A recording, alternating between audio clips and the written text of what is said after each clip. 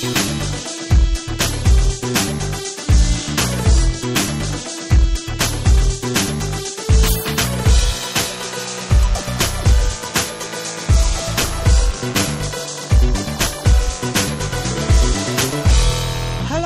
welcome to the Computer Game Show. My name's David Turner. I'm here with James Farley. Hello. Matt Murray. Hello. And Sean Bell. Hello. We're still in our bank holiday. We're recording on Bank Holiday Monday. We're still bank holidaying it all up. You guys, you're all back at work and that.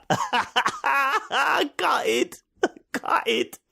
Welcome back to the show. It's been a week since our last one. Have we had any follow-up, Matt? Yes, Andy Hamilton. I reckon David Turners and Matt Murray should miss E3 this year. That makes the most sense. It doesn't make any sense, Andy. It makes absolutely zero sense. So this is because James's year to miss out on E3 this year, because on our E3 show we explained to him everything that happened on E3. We explained to someone who's missed it everything that's happened. Chuck a few lies in there. It was me last year. It's James Farley this year. We found out last week that Matt and I are away for E3 and we can't record until we get back. James, have you thought about it? Well, there has also been further developments, but do you want to go through the rest of these first? Yeah, I'll go through the rest of the E3 follow-up and then... Further developments? Yeah. Yeah. That sounded like a nervous voice. I'm quite nervous, to be honest. Go on. Oh, God. Jason's going to get another battering. It's another classic TCGS battering. Come on, what's happening, I don't know what's going to happen, and I'm worried. James Carter. My name is James, and I would gladly forego the internet for a week from the 9th of June in the name of Computer Game Pod's art. Just saying. James Carter. I want you on the show. Carter John McComager, you're not being the fourth chair when Sean's away. It's not. James is from Cane and Rinse, right? Yeah. Yeah, step your game up, and we might invite you on next question. Fats Hippo. You know James is going to watch E3 and pretend he hasn't anyway. Oh yeah, but we knew that all along. The thing is, this isn't about we're going to try and trick James about. This is just right. How do we catch James? Yeah, it's totally flipped this year. It's not about how can we catch him out. It's more like how can our lies catch him out. It's more like how his lies go trip him up. I mean, he's a proven liar. Oh. We know that he cheats at these things. So he's definitely going to watch all of E3 and then go, is there... I don't suppose they did this, did they? Or they did. I did not know that. It's just fucking blatant obvious. The whole exercise is pointless. But go on. And more so than you might imagine. So, anyway. It's going to be even funnier when we're like, hey, so they announced Halo, or they announced Perfect Dark 4, and you're like, oh my God, I can't believe it. I really believe it, guys. Oh God, I can't believe it. Yeah, but the thing is, I probably would believe that Perfect Dark was announced and I just missed it. Yeah. Like last year. What a great year that was. Adam Capone, excited for Skegness E3. There's a hashtag. I mean, I don't think there's a hashtag from Adam there. Hopefully Computer Game Pod can find 50 fans to come along so that they can get access to that conference room. That's what I reckon we should do. We should just do it live. Look, yeah. Like, you ever heard of Skegness, meet up. We need 50 heard of All Tomorrow's Parties? Yes. What? It's a music festival, and they used. I don't know if I think it's closed down now, hasn't it? It's all gone out of business. But they used to do it at like Butlins and Pontins and stuff, and it was like you all stayed in the chalets and stuff. That's what we need to do, but a shitty podcast festival. Yeah. ATP, Matt, bring it back. You know when you were asking about this, when they mentioned the 50-person conference room or whatever, did they give you a price? No, but I should I inquire? We'll see. Find out next week. If anyone wants to come, it's £25 a head. But if anyone wants to come, it's www.patreon.com. Right, okay, go on. Chris Little, 1983 on Twitter. I'm with JC Farley on the whole E3 thing. It was David and Matt who fucked up. Why should James pay the price? Matt should miss E3 this year. No. Again, we covered this last week, right? If you fuck up, you don't necessarily pay the price. That's what happened. No, that's only I do.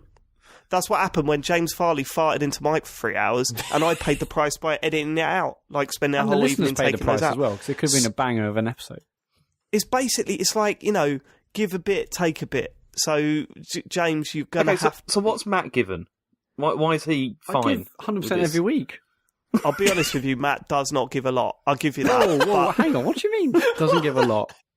Well, I mean, your expertise is in social media, right? Like, you run all our social media things. Right. This week, you nicked an idea about running a Mario Kart 8 tournament off of Midnight Resistance / Well, Sean. I don't think and Sean then it was the took you first one 4 in the world. attempts to tweet it out. You kept tweeting it and then Yeah. deleted it. Oh, no, I'll delete it and redo it. Like, that's not acceptable, is it? Well, I fixed a mistake instantly. It's just that you were on Twitter, clearly seeing my deleted tweets. It's fine. It's fine. Right, next bit of feedback. Well, that's all the feedback from E3. Well, James, do you hang want on. to drop your bombshell now, or do you want to do it after Well, follow-up? hang on. No, because there was also, like, Chris Mann also said that if you guys reckon it's so easy to go without the internet, then maybe you should try it for a week before to show me how easy it is.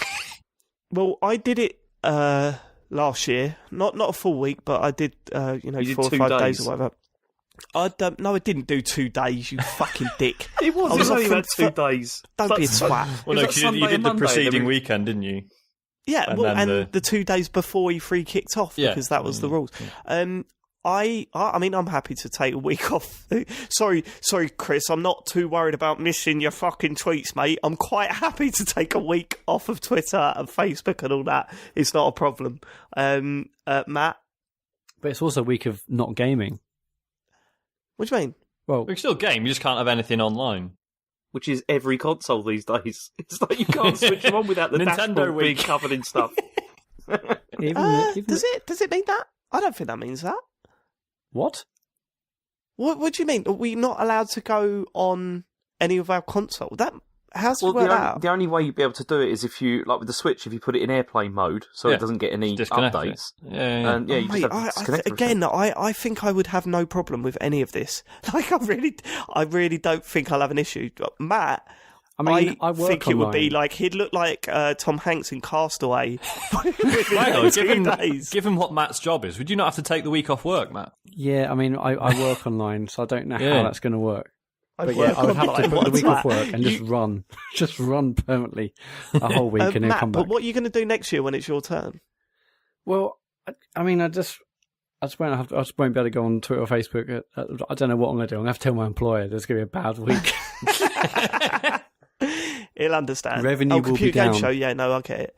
I mean, I'm game, but I guess Matt isn't.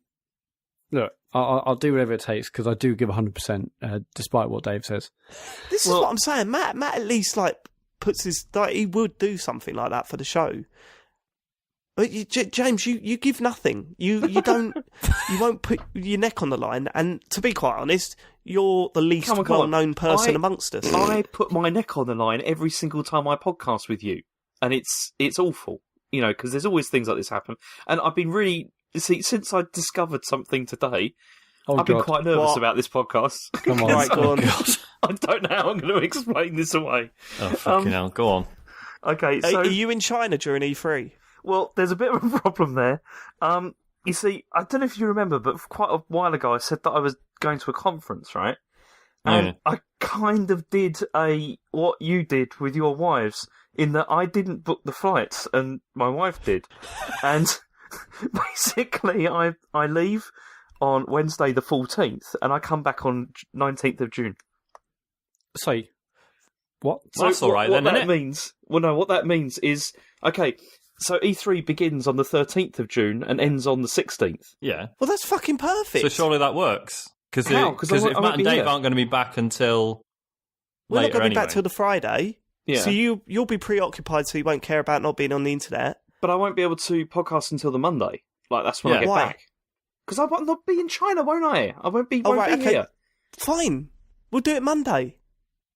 Yeah. But it's like, it's the 19th. I like come back. Okay, it'd have to be the Tuesday because I don't get back until like 5:30 on like Monday morning. Why are you pushing this back? Why are you pushing it back further? I'm not pushing it back. Well, No, to be I fair, didn't he'll book have been the in China flights. for like 3-4 days. He'll be fucked. Yeah. Just Oh, to see that. who clarify, gives a shit? Have a Red Bull. Oi, James, E3 actually starts on Sunday the 11th, but yeah. Yeah. And we're But not then- going yeah, to but podcast Isn't that until the before the solution it, to our aren't we? problem then? So if we're all away, we do it when you come back. Yeah, but that means What's I've the got to be issue? off the internet from like that means I've got to do it even longer. It's like a week and a half. So you're going to be... Whose fault is that, though, Because you're going to James? be off from, so presumably Friday the 9th or Saturday the 10th, yeah? Yeah, Saturday 10th. All the way through the Tuesday the 20th. Right, hold on. Wait, let's slow down just one moment. Right, okay. Let's calm down. So, starts on a Sunday. Yep. Yeah. It goes Monday and Tuesday, right? Is that correct? Yeah. For the When do you conferences, fly out? You fly out on the Tuesday? No, on the Wednesday. On the Wednesday. See, we would have probably recorded on the Wednesday, wouldn't we, after E3? Yeah. And No, but you're in Skegness. You're away, so this is kind of your own fault now, isn't it? Yeah, I mean, me and this- Matt are off the hook. No, you're not off the hook because you've gone away anyway. No, but we would have recorded from Skegness. We could have recorded on Tuesday night. That would have been fine. Yeah, from Skegness, we could have done that, but instead, you're probably going to be packing. Yeah, I mean, busy. James, you're going to have to take the more than a week off. 10 days. That's impossible. Like, think about it. Impossible. Think about it. 10 days without using, like... James, you're going to be in China. They don't have the internet there. They have the fake internet. Don't It's start not, up it's- the VPN. every time James talks about the internet in China, it's always the Chinese version of. So it's the Chinese version of Twitter, Chinese version James, of it won't Facebook. matter at all if you look at E3 news over there, because they were like, oh yeah, amazing Chinese games announced, incredible Chinese developers doing this game. Surely it's all just fake news anyway, right? Come on, James, you got to do it now. I mean, at least your mind will be off it. You'd be preoccupied with a conference. You'd be loving it. Yeah. Yeah, but it means that I'd have, like... What's the conference on? What do you mean? It's on China. What's the subject? It's on, China's relationship with the rest of the world. It's like a whole thing. Well, just their relationship. Do you All need right, to be fine. on No, internet? it's a... No, because I'm on, like, a panel with, like, 5 other people, but they're all doing different You're on a things. panel. You're actually doing it. Of Oh course. God, we have to find. Oh my god, a we need to copy do a of this. meetup. This is like your version of PAX. Yeah, it's just like that, yeah. Oh God, is it going to be recorded? Is it going to be on No, YouTube? it's not like that. It's only, like, a small-scale thing. It's not, like, massive. Right, okay, well, this has decided it for us. You're going to have to take that time off. You're going to have to take it on the chin. You want to fly off all around the world, then you're going to have to pay the price. We'll record when you get back. 10 days. Simple as that. But 10 what am I days gonna off the do? internet. How am I going to, like, not use the internet for that amount of time? You could, well, just Buy- don't use the internet. buy a book. That's how you do it. This is ridiculous. What's the news, Sean? What news have we Hey, I've got? still got more follow-up. Have we? You just said we've run out of follow-up. No, that's Go on, E3 what's the rest of related. follow-up? You can't move for follow-up this week. CSA7 Okay, go on. Chris Span, know Breath of the Wild Summer Games Done Quick. It was released at about the same time as the submissions were opened, so not enough time. Also, not in Japan. Also, Nier was way quicker and more linear game, especially if it's just the first ending. And he's done some other research, and he says the community agreed not to submit until the route was more defined in Breath of the Wild. But it's ridiculous because they got it down to under an hour in next to no time. Yeah, but it's still such a moving feast, as it were. Like it's still, because they have to set the itinerary sort of early on, and if they don't know if the run in a game is going to be like 10 minutes or 20 come on! hours. It's a bunch of blokes playing a crap. Bump one of those rubbish GBA games and stick with the biggest game out there at the moment Anyway, on the fucking list. Chris carries on. Basically, submissions for Summer Games Done Quick they ran until the 11th of March. It's a 50+ hour game, so at that point it's just 8 days between the game coming out and submissions. So yeah, I guess it's a shame it's missed out. But So to move submissions back, surely you Change put that in. Put it in. I mean, you got to remember, Summer Games Done Quick. Like they're not really asked about having like the newest big games. Like they're like 95% of what they're showing is all old stuff. So I guess they're just not really concerned with having Breath of the Wild in yet until they're sure that it's like really going to be worth showing. Why do I care about this? Like, why am I getting heated about this? I don't know, Dave.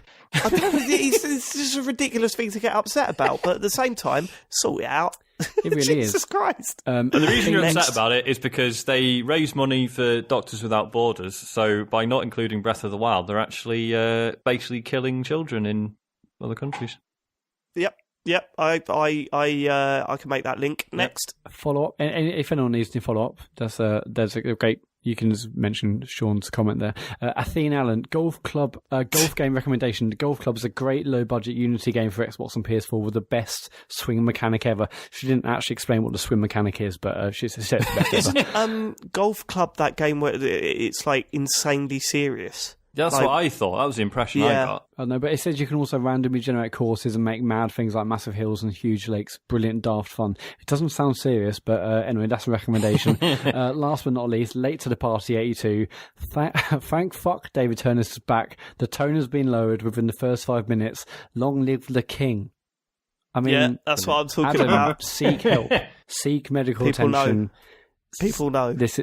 Just get help. If you want to leave us feedback, it's at ComputerGamePod on Twitter or thecomputergameshow@gmail.com.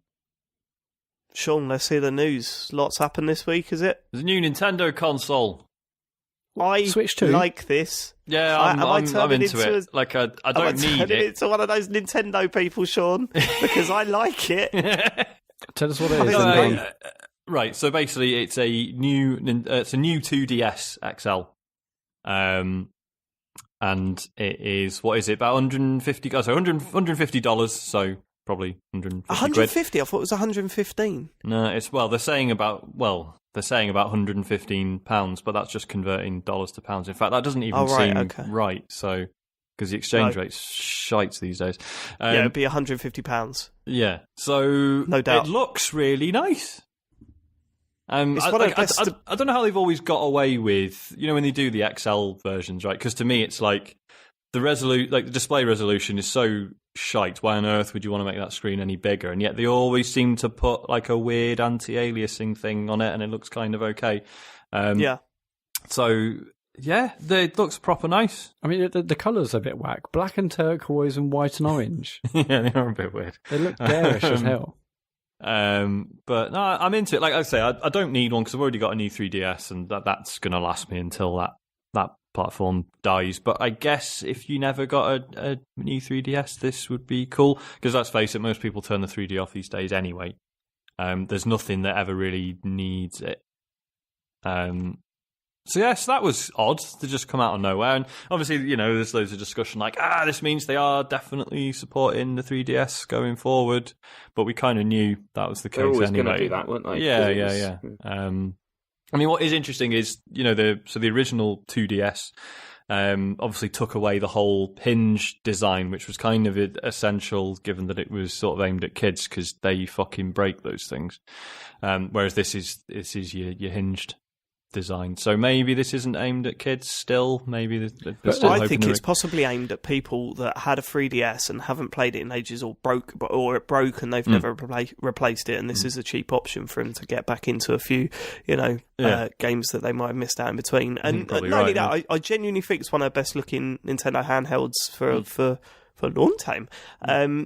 But it is weird that they've moved did they move the cameras to the rear of the console on the new 3DS, or is that a new thing for the new 2DS? It had them on the rear as well, I'm pretty certain. Yeah. Had them on the rear, not on the screen? No, it had them on the screen as well, because there was two. There was like two cameras, I think. Yeah. What are you talking about, James? No, the 3DS, it had like cameras on the back so you could take pictures with it, but then it also had a front-facing camera as well. Yeah, this is what they've done. They've moved them, because on the 3DSs that I've owned, they're on the back of the screen part, like of the top screen part. Oh, okay. Of the console. So you can take pictures of stuff in front of you. Yeah, but they moved them underneath now to behind the bottom screen part. Oh, really? If you know what I mean, to the base, okay. Which is a bit weird. But I mean, it's also a bit weird that I suppose for AR stuff they need the two lenses.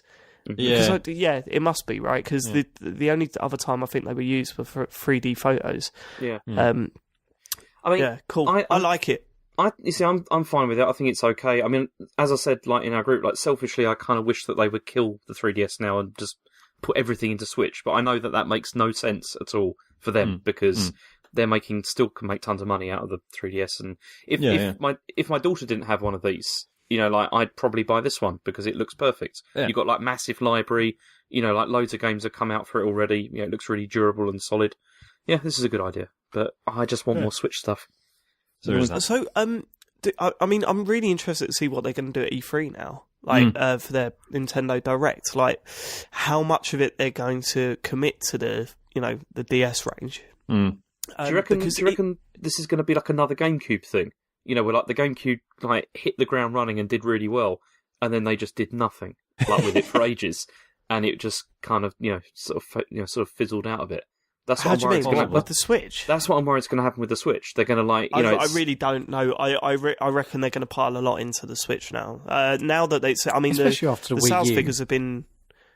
Sorry, especially after the Wii U. There'll be. It's hard. They can hardly be complacent. And the Wii U didn't do as well as it had, as it should have done. This is Nintendo. This is they know, love but being complacent. the Wii U basically bombed. It looks like they've got a bit of a hit on their hands now. Surely they're not going to take their eyes off the wheel at this point. But I'm really excited to see what they're going to do. Like, I think obviously that they really should pile development into the Switch now, because the sales figures have been fantastic and they want to keep that going. But with the 2DS, I mean, with releasing this new console, does this mean that we're going to get some surprise new games for that console later this year? Maybe. Yeah, I mean, it's a fascinating time to be watching Nintendo at the moment. I just don't know. You can't call their next move. I mean, when they announced the Switch and everything, we were all like, yeah, this is really good. Then they did that big presentation and we were like, oh my God, this is a nightmare. They're going to completely fuck it. And then it's come out and actually it's selling really well, and it looks like it's got a good future ahead of it after pretty much a slow start in terms of game releases. But yeah, I'm really, really excited to see what their next move is and how much they're going to dedicate to the Switch and how much they're going to dedicate to the DS this E3. They've got so much they've got to show at this E3, because they've also got a kind of... they should hint at what's going on with the online as well. Like the Mario Kart is a really good example of why they need to do that. I have a feeling they're going to put that off. I don't think they're going to talk about the online stuff until after and have a separate direct for it. Mm-hmm. Yeah, I think they're going to do that separately, but what do I know? Okay, cool. Regarding this, I mean, obviously they released the 2DS and now they've released this 2DS XL. And as Sean said earlier, a lot of people just turn the 3D off. Does that basically mean the 3D is a massive failure and actually they're just thinking... I don't think it's pivoting, like, let's just focus on the 2D I don't think it's a failure. aspect. I think it was a cool gimmick that ran its course and it's easy to just stop doing it. I mean, I liked it. Yeah. I really liked it. I thought it was a really in certain games it was a really nice addition. I really did give some nice depth. When was the most recent 3DS game that actually used it? And are the latest 3DS games even bothering with it that much? No, they all pretty much used it. Like, I mean, the only game but I can not think in like of, a meaningful way. none of them was in a meaningful way. It was always like just because they couldn't anyway, could they? After the 2DS, because then you're like splitting the market. Exactly. Yeah. But no, the only game that I can think of that didn't have it was Yoshi's Woolly World. Like that didn't have it. That was You just kidding? like, Oh, really? It had no 3D at all? I'm pretty certain there was no 3D in that for some reason. Fuck. It was yeah. Yeah, strange. Yeah, no, I think it served its purpose at the time and it got people to buy that console. Whether it was a big part of why people bought that console, I don't know, but it certainly wouldn't have harmed its chances. And it was the first thing, when the 3DS first came out, it was like the first big wow factor for anyone that saw that thing. Remember, 3D was big at the time, like really big, and to see it without using glasses was quite special. Felt like magic. But yeah, that's sort of faded away, and now Nintendo seem to be fading it out of their 3DS consoles, which is fine. I don't think anyone's complaining. It wasn't Woolly's World that didn't have 3D. It was Super Mario Maker.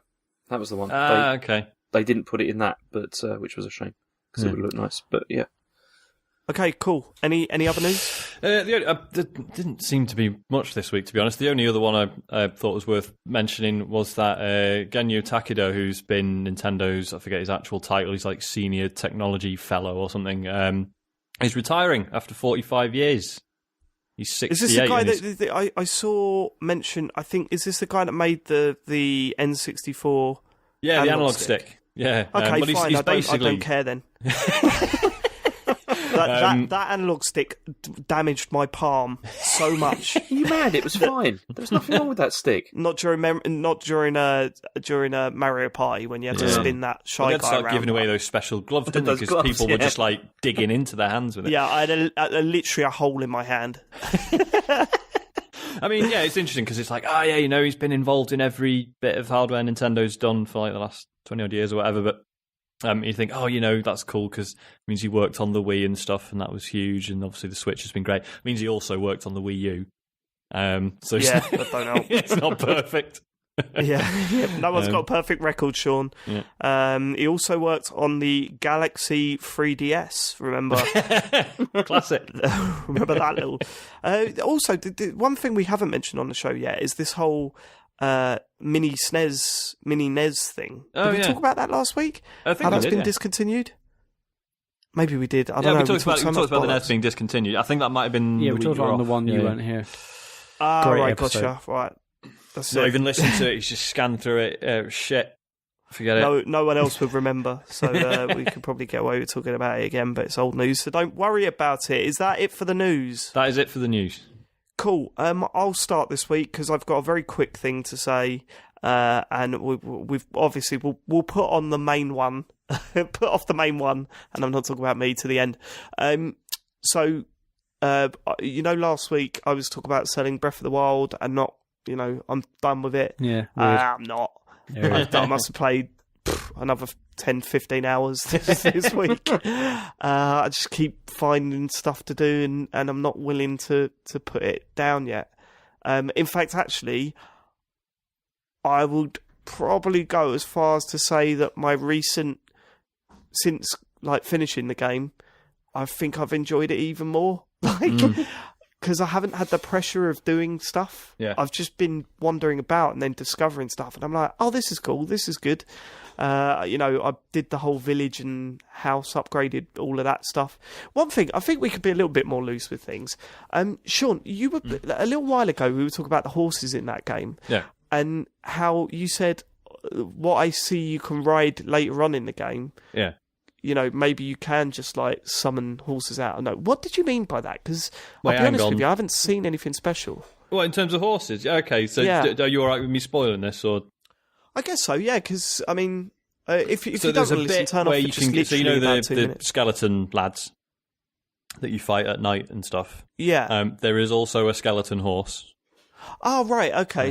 Cool. And there's another quest elsewhere where this guy's basically he's like, yeah, there's this fucking massive horse that's roaming Yeah, I about. heard about Yeah, big I've got horse. that. I was Yeah. never bothered. I got given that the subquest.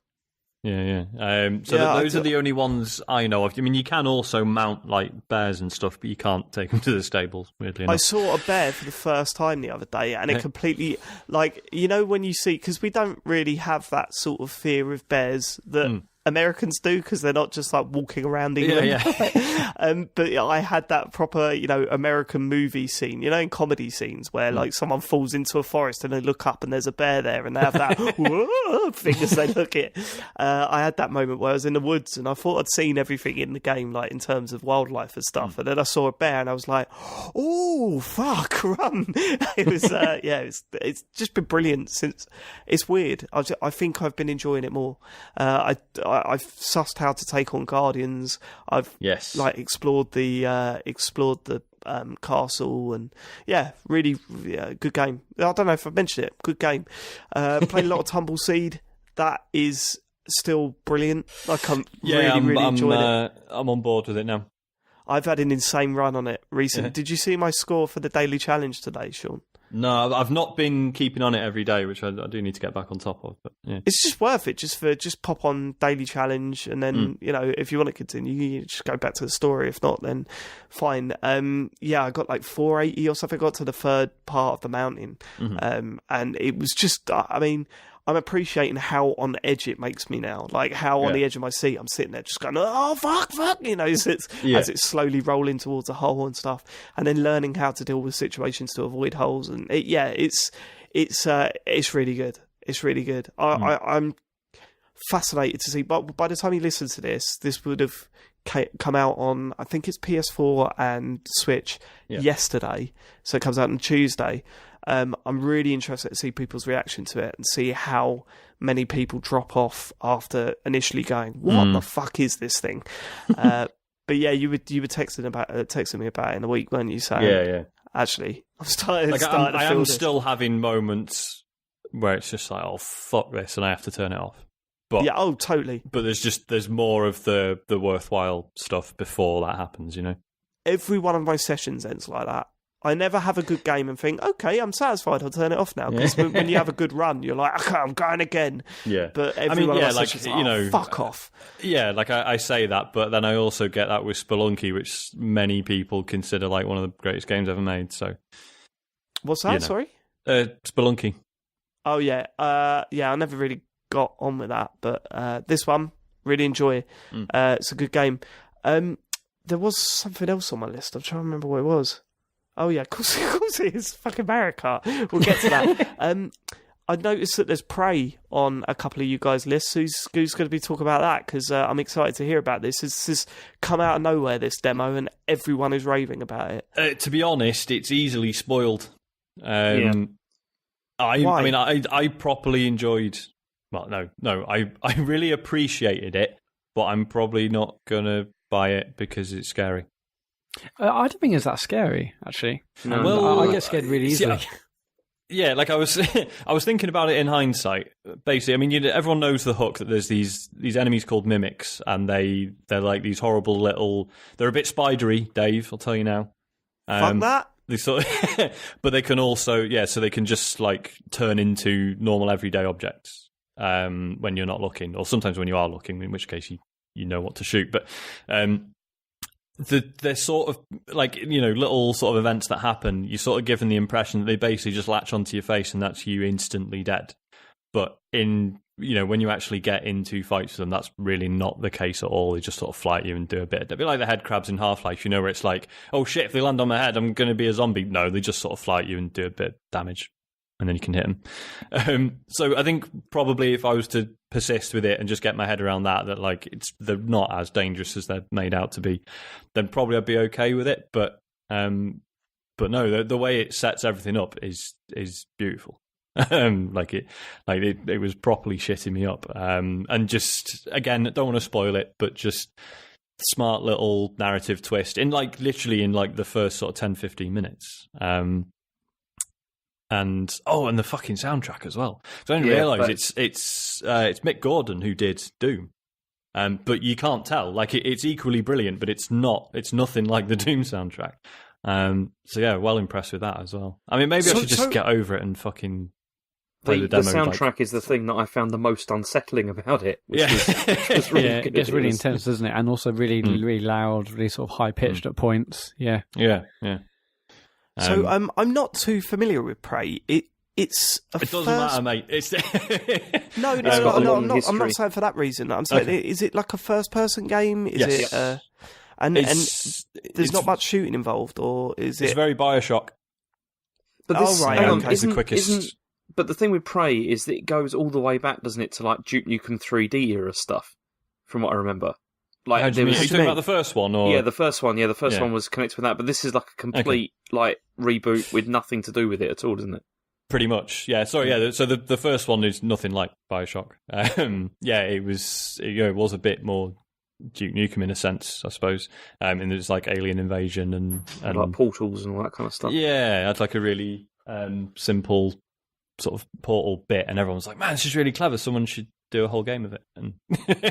And but yeah, largely forgettable from what I've heard. Whereas this was, and then there was going to be Prey 2, which was meant to be which was also meant it was set basically in the same universe, but it was instead of just being a guy who, a guy from Earth whose home got invaded by aliens, and then you end up on a ship and kill loads of aliens. This was no, you're like a bounty hunter who just exists in space with all these aliens, and it was supposed to be this really cool freeform thing. And then that just sort of disappeared and got canned, and now we've got a third game which is just called Prey, which is nothing like either of those, and is made by Arcane, who are the Dishonored guys, and it's basically sort of horror Bioshock in space, or System Shock, I guess.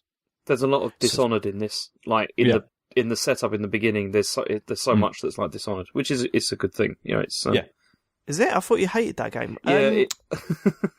What? I mean, why are people raving about it? What is so special about this demo? What's so special about the game? See, that I'm not entirely sure about, because although, you see, I hate doing this because I'm just going to sound awful. But, you see, the thing is, I don't know how to talk about this without spoiling stuff is the problem. Because my main thing with it was that I did really enjoy the start and the setup and everything. But then the reveal at the end, I felt a bit kind of like, it's this kind of environment again. And I was more interested when it appeared to be like what was going on at the beginning, if you see what I mean, and how that would pan out in society. And then the idea of it being kind of isolated away was less interesting to me. But okay, look, it's a demo, right? If we're worried about spoiling in demos, we need help. But I get it that some people want to play it, whatever. Should we do a spoiler bot? Well, it is the first hour of the game. It's not a separate demo, so. I mean, do you want to? I don't know. Is it smarter to just let Dave play it and we'll talk about it properly next week? Or I'm probably not going to play it, Sean. To be honest with you, yeah. So I reckon you should just do a spoiler bot and talk about that because I think that would be interesting. I want to hear it. Yeah, let's do it. All right. Okay. Spoiler bot. Well, look who's come crawling back. I know it's been a long time. Sorry, mate. It's just we didn't want to. Jesus Christ. Get on with it. All right, okay. How long should they fast forward to avoid the demo or / first hour of Prey? You bang on about it for 11 minutes and 30 seconds. Seriously, a demo. 11 minutes 30. Okay, cheers. Right, speak to you soon. See you in another 50 episodes or whatever. Yeah, cheers, mate. Bye. Crick. Okay, so should I just explain what happens? Yeah. Like, go for it. The thing is. So what happens is you start off in like your room and you wake up and then you get like a message to say you need to get to the roof and take a helicopter to like this facility. And so you do that and you arrive at the facility and it appears that you're taking part in some tests because you're involved in some kind of experiment. But everything at this stage is kind of hazy. They don't really explain anything that's going on. The cool thing is that you go in and you start doing the tests and it's clear that the tests are not going like correctly, but it's not supposed to be your fault, even though they kind of make it feel like it is your fault, and which is really good. I really enjoyed that. Yeah, and it's like they imply that you're meant to be doing something unusual, but it's just things like, okay, we just want you to run across this room and, basically get across this room and press this button as quickly as you can. So you just run over and you press it, and they're like, okay, next test. Don't worry, it's fine. Next. And then the chair one was pretty amusing. I enjoyed that. Yeah. And so you do all this, and then basically something happens at the end whereby, like, the guy who's like one of the scientists who's like observing this all feels like really Half-Life as well. Oh yeah, it like, feels so Half-Life. It feels a little bit Portal, but I mean, I got massive Half-Life vibes from this whole demo actually. And that was kind of cool, but then like the scientist is observing you, and then it kind of seems to go wrong, whereby he's holding this cup, and then it kind of turns into one of these creatures and attacks him. But then you wake up again in your room again, and then you sort of get up, but then everything's kind of changed, and everything's sort of outside your room, everything's gone to pieces. But then you quickly discover that actually you're not actually in a city, like you're not actually in a room in a building.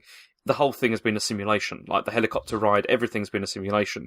And it turns out, as you sort of escape here, that you're on a space station. And the space station is like orbiting like Talos something or other. And you're basically trying to figure out what's gone on. Like what's, because you don't know, because you've lost your memory, as is, the case in these kind of things. But you don't really know, why you've lost your memory either. And they're sort of playing you sort of videos to try and figure out what's going on. And then the demo ends, and that's it. Getting out of the room was brilliant because when you start, you're in this. Well, it's like a sort of a nice modern apartment with a kitchen and a bedroom and all that sort of stuff, and you got this massive, huge glass doors where you can look out onto this sort of rooftop terrace, and you can see like skyscrapers and then basically a huge city down below. I left the room first time. I looked through the window, but that was about it. And then I did that first bit where things go wrong, and then you're back in the room, as James just said. And then after that, it basically asks you to escape, and I'm like, well, where do I even go? Like, I haven't got a key or anything, but at that point, I had picked up a wrench and then I thought, okay, well, I want to get out on the balcony at least. So it'd be great to sort of, I'll just smash through a door and I'll look on a balcony. Maybe I can see somewhere else to go. And then when you actually smash the door of the glass door on the balcony, that's when you smash through not to the balcony, but actually to a room where it's clear that actually people were observing you and the whole thing was a simulation. I thought that was brilliant. It was so well done. Hang on. Because you did it through a different area then than I did. Because I broke out somewhere else. Are you kidding? Because in the like in the hallway where you pick up the wrench, there's like at the end of the hallway there's like a fish tank, and I smashed the fish tank and went through that. I looked at the fish tank, but I just literally looked at it. I went really up close, I looked at it, and then I went back and then I went through the door. I went through. Oh, really? Okay, so you can go through the fish tank. That's brilliant. It's an amazing moment for me. Just I thought, okay, I'll go on the balcony, smash, and suddenly you're in another building. You're like, what the fuck? It's a really, really, really well done. I thought that bit. So, like the reason why people are loving it is because they've had this sort of reveal, but it feels like you found the reveal rather than it sort of being some scripted sequence. I don't know, because it did feel really scripted to me, because they're telling you what to do. Like, through the whole of this, you got someone advising you and what you need to do. And I think, I don't know, this is the thing, I don't really understand why people are really high on this, to be honest, because it's nice, but I didn't think it was anything, like, really mind-blowing. Like, the reveal, I didn't think was, like, really, really mind-blowing. I mean, I like the way that they did the environment and how this is very much like Dishonored, whereby like you can sort of fiddle around with like the simulation and like make walls move around so you can see how you were being manipulated like in the first place, which is kind of cool. But I don't know. Maybe it's just me being negative. As usual. I haven't actually read a lot of the response to this demo. I know some people said it was really good, but that's about it. I haven't really read anything else. But for me, it does the storytelling through the environment so well. Like I said earlier, it's got such a Half-Life vibe. I can't even really put my finger on what exactly makes a Half-Life feeling, but it just really feels like, and it's really interesting. It makes me want to. It pushes me forward to want to see what's happening with the rest of the story. It's certainly like put together considerably like more interestingly than like sort of Dishonored was, like the beginning of that. It's much because of the fact that you do to a degree feel like you're sort of making the story yourself and discovering it yourself, even though you are being sort of told what to do. Yeah. Yeah, like in terms of the twists being a bit obvious, I kind of didn't mind purely because this is so early in the game. Like if this, if these were twists that it was revealing, 30 hours in, you'd be like, yeah, all right, lads, get over it. But the fact that, I think they're so quick out the door with these reveals that like probably, the twists that we've seen that, basically I think we don't know the half of it, basically. Yeah. So, I mean, the only thing I didn't like with the whole thing, I mean, the major thing of being like, actually you're in space. And this is on a space station. That was the bit where I just kind of felt a bit like, okay. and I think mostly because... Why did you feel like that? What? Because we've already had so many games like that. Like, I mean, like BioShock is a similar kind of idea. Like, it's a city underwater, but it's still just like an enclosed environment, where you're just exploring an enclosed environment. Whereas this, what was cool, I thought, in the beginning of this, was the way that you see these scientists are sort of reacting to something and, like, the potential of where these sort of mimics are and how that would play out in, like, society, I thought was quite interesting. Like, if this got out, how could that, sort of impact, the world, as it were. But then, because this is in, like, a really sort of tight, enclosed environment, it really felt like this is another BioShock. Do you see what I mean? And so let me get this mimic thing straightened out. So the mimics are these enemies in the game, but they could be like anywhere at any time, just as objects. Yeah, that's pretty horrific. It's cool though. It's like the first time when I like walked into a room and then I turned around and something was in a different place. And it's like, because it had like moved obviously and then changed back into what it was. Like it is so smart, but I can't fucking handle it. Like, with me, it was more often like I'd be looking, I'd be like, why are there two bins next to each other? Fuck. So you get stuff like that, and then I'm just like, better hit that with a wrench. Like and then you do, and then it like sort of happens. It is cool. That does sound brilliant. Yeah, that does sound really good. It's really good when you see a mimic, and then it runs like there's a few office cubicles in one of the areas in this demo. And you see a mimic, and it sort of runs around a corner into an office cubicle, and you're like, okay, so what what here is the enemy, and you're sort of like slowly creeping around, saying, "Does that look weird?" And then the music kicks in, you're like, "Oh shit, it's around here somewhere," and it could be behind you. I don't think that's scary. It was really thrilling, and but I thought it was really well done. Okay, I can see this now. I can see the selling point, or the point where people, I guess, are getting excited, is the idea that any object in the room could be the enemy hiding. That's pretty exciting. Yeah. Shit. I mean, the mimics themselves are like, I want to say beautifully animated. They're not creepy as fuck, but it's so skillfully done, the way they just, because they are like I say, they sort of kind of scuttle around like sort of giant spiders, but they can take any form they want, and they kind of, they jump around and sort of walk up walls and fucking do all sorts of stuff, and it's just so fluid. It's really quite amazing. It's so interesting to have an enemy in a game that wouldn't work better in a film. It feels like this works better in this sort of environment, or in this medium, than it ever could in a film, because it's completely unique. Like you're actively looking for an enemy that could be an object in a room, rather than a character walking past something that could be you know what I mean? Mm-hmm. Like it feels a little bit more like it's on you to work out what is the enemy and what isn't. That's I see it now. That sounds fucking brilliant. Yeah, probably not going to play it. This game's out in May. I mean, I'm really interested in it. So for me, the demo's definitely done what we needed to. But there's so many games coming out. It's hard to say if I'm going to get it. But I'll be totally interested to see what reviews are like. No doubt, because it's 2017, it'll probably be a 10 out of 10 or something crazy, and I'll feel compelled to get it. Yeah. But I'd heard of Prey, didn't know anything about it. Downloaded a demo because it felt a little bit different than just a demo, because it was the first hour of the game. It felt like, okay, I should probably give this a go. I'm really glad I did, because I'm interested to see what happens next. Really, when you say first hour of the game, I assume it's there's a cut-off point. Yeah, you can't just play an hour's worth of the game. And there's some areas that say this isn't available in the demo.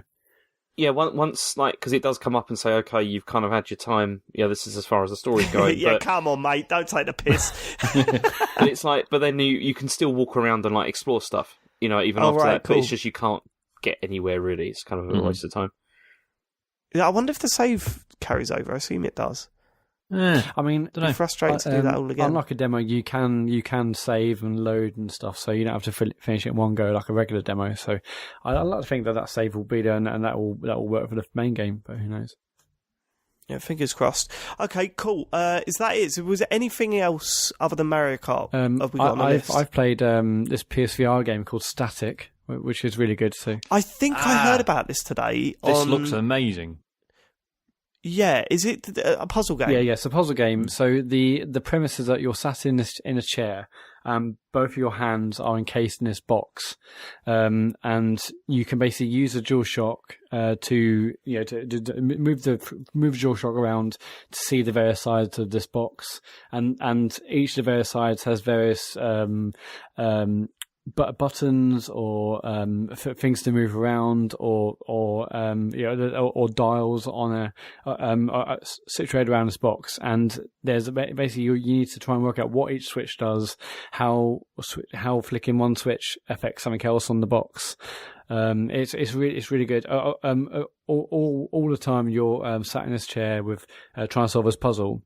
There's also a guy next to you, like a scientist guy, who's muttering about you completing this test. His face is all blurred, which is quite cool. So it's all pixelated. He's got some, I guess I'll describe it as witty banter in style of, say, Portal or that sort of stuff. And it's not trying to be funny, but it's a similar sort of test subject, sort of sarcasm, pure sarcasm, test subject sort of stuff. Yeah. And I've only played a demo, but I instantly went and went to buy the game afterwards, and I thought, I might have spent way too much money on games recently. I can't, but when I have some money in the next couple of weeks, I'm definitely going to get it. How much is it? It's only 16 quid. I hear it's not terribly long, but it's really good. And I guess what's great about it, obviously it's VR, so it's great that you can move your head and to look at this box in addition to actually moving the DualShock. But what they've done really well is that the actual your hands being encased, it works well because that's your hands are very close to each other holding the DualShock as well. So it apes exactly how your hands are feeling in real life. But and that works in context of the game as well. And also, what they've done really well is that the actual box itself, the thing that's really close to you, it is in really, really amazing detail. So it doesn't matter if the rest of the room is slightly blurred or doesn't have that sort of typical sheen that, say, a regular non-VR game would have, because it feels like they've put a lot of the detail and graphics in inverted commas into this box. So you can get up really close and see there's tons and tons of detail on the switches and all sorts of stuff. In the actual demo I played, it's really hard to describe the puzzle, but essentially you're sat with your hands encased in this box with these 4 or 5 not posters, these displays in front of you. And the displays are circles with a smaller circle inside, maybe another circle with a triangle inside, and also another one with a big long line.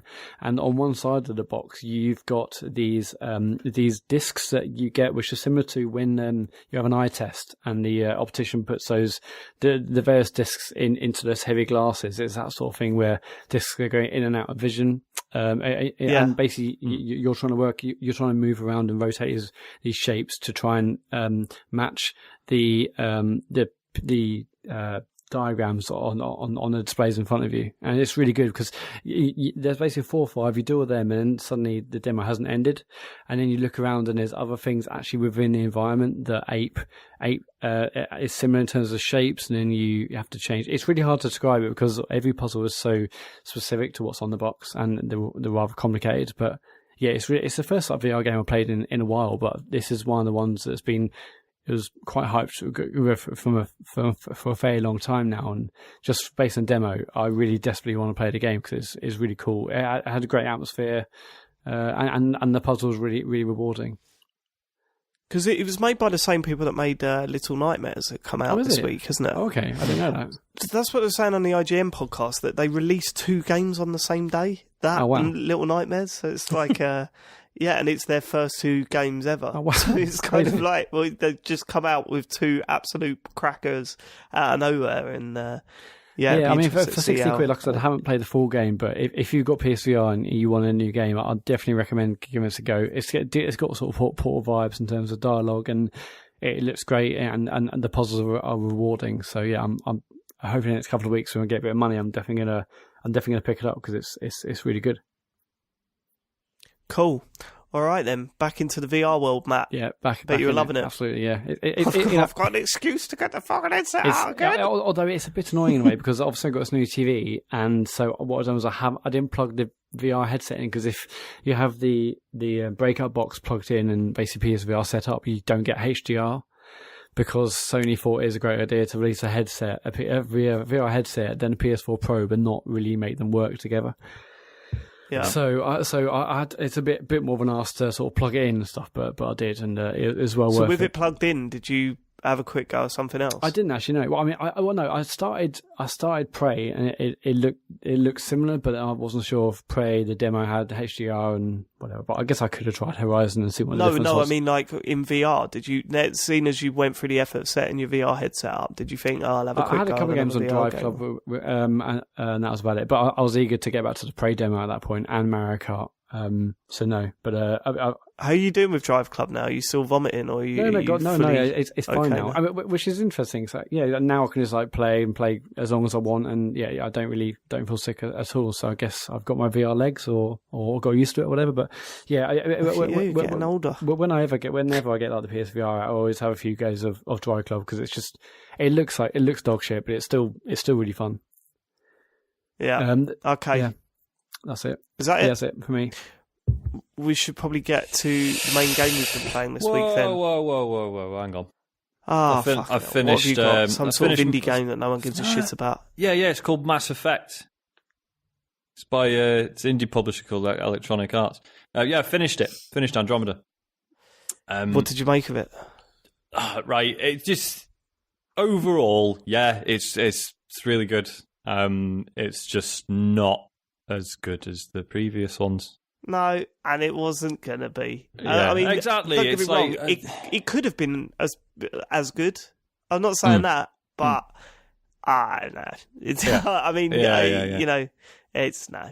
Yeah. But like, I am glad that I've played through it, and like, you know, because we'd said before, you know, they'd sort of said, oh, you know, this isn't a trilogy. Bollocks. Like, there's definitely like, or if it isn't a trilogy, then suddenly Andromeda's shit because there's way too many loose ends. But it feels definitely like they're going to do more with this. Maybe, I don't know, maybe it's just DLC, but it feels like the questions they've left open are far too big for, like, you know, a 10-hour DLC bit. I think it's pretty sure it's getting a sequel. About how many hours did you put come into round to Ryder in the end? Did you start liking him more? I did, and I came round to a few of the crew members as well. Not all of them.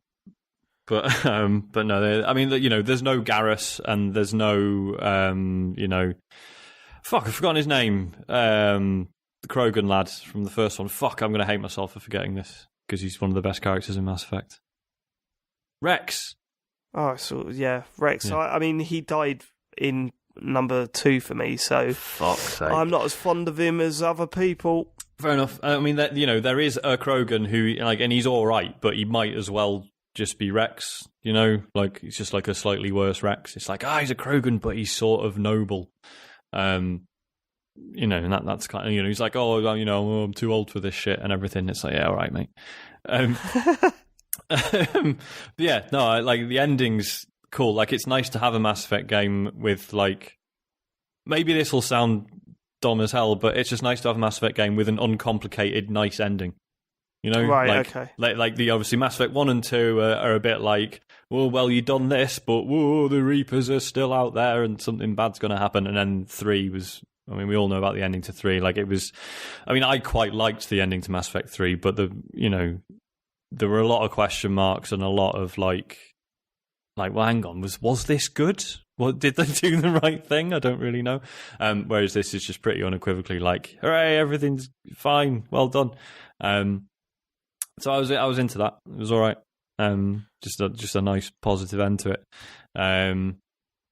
So yeah, I'm keeping hold of it because I want to see what they do with the DLC, because I think it could go to interesting places based off the, you know, bits of the plot they haven't wrapped up.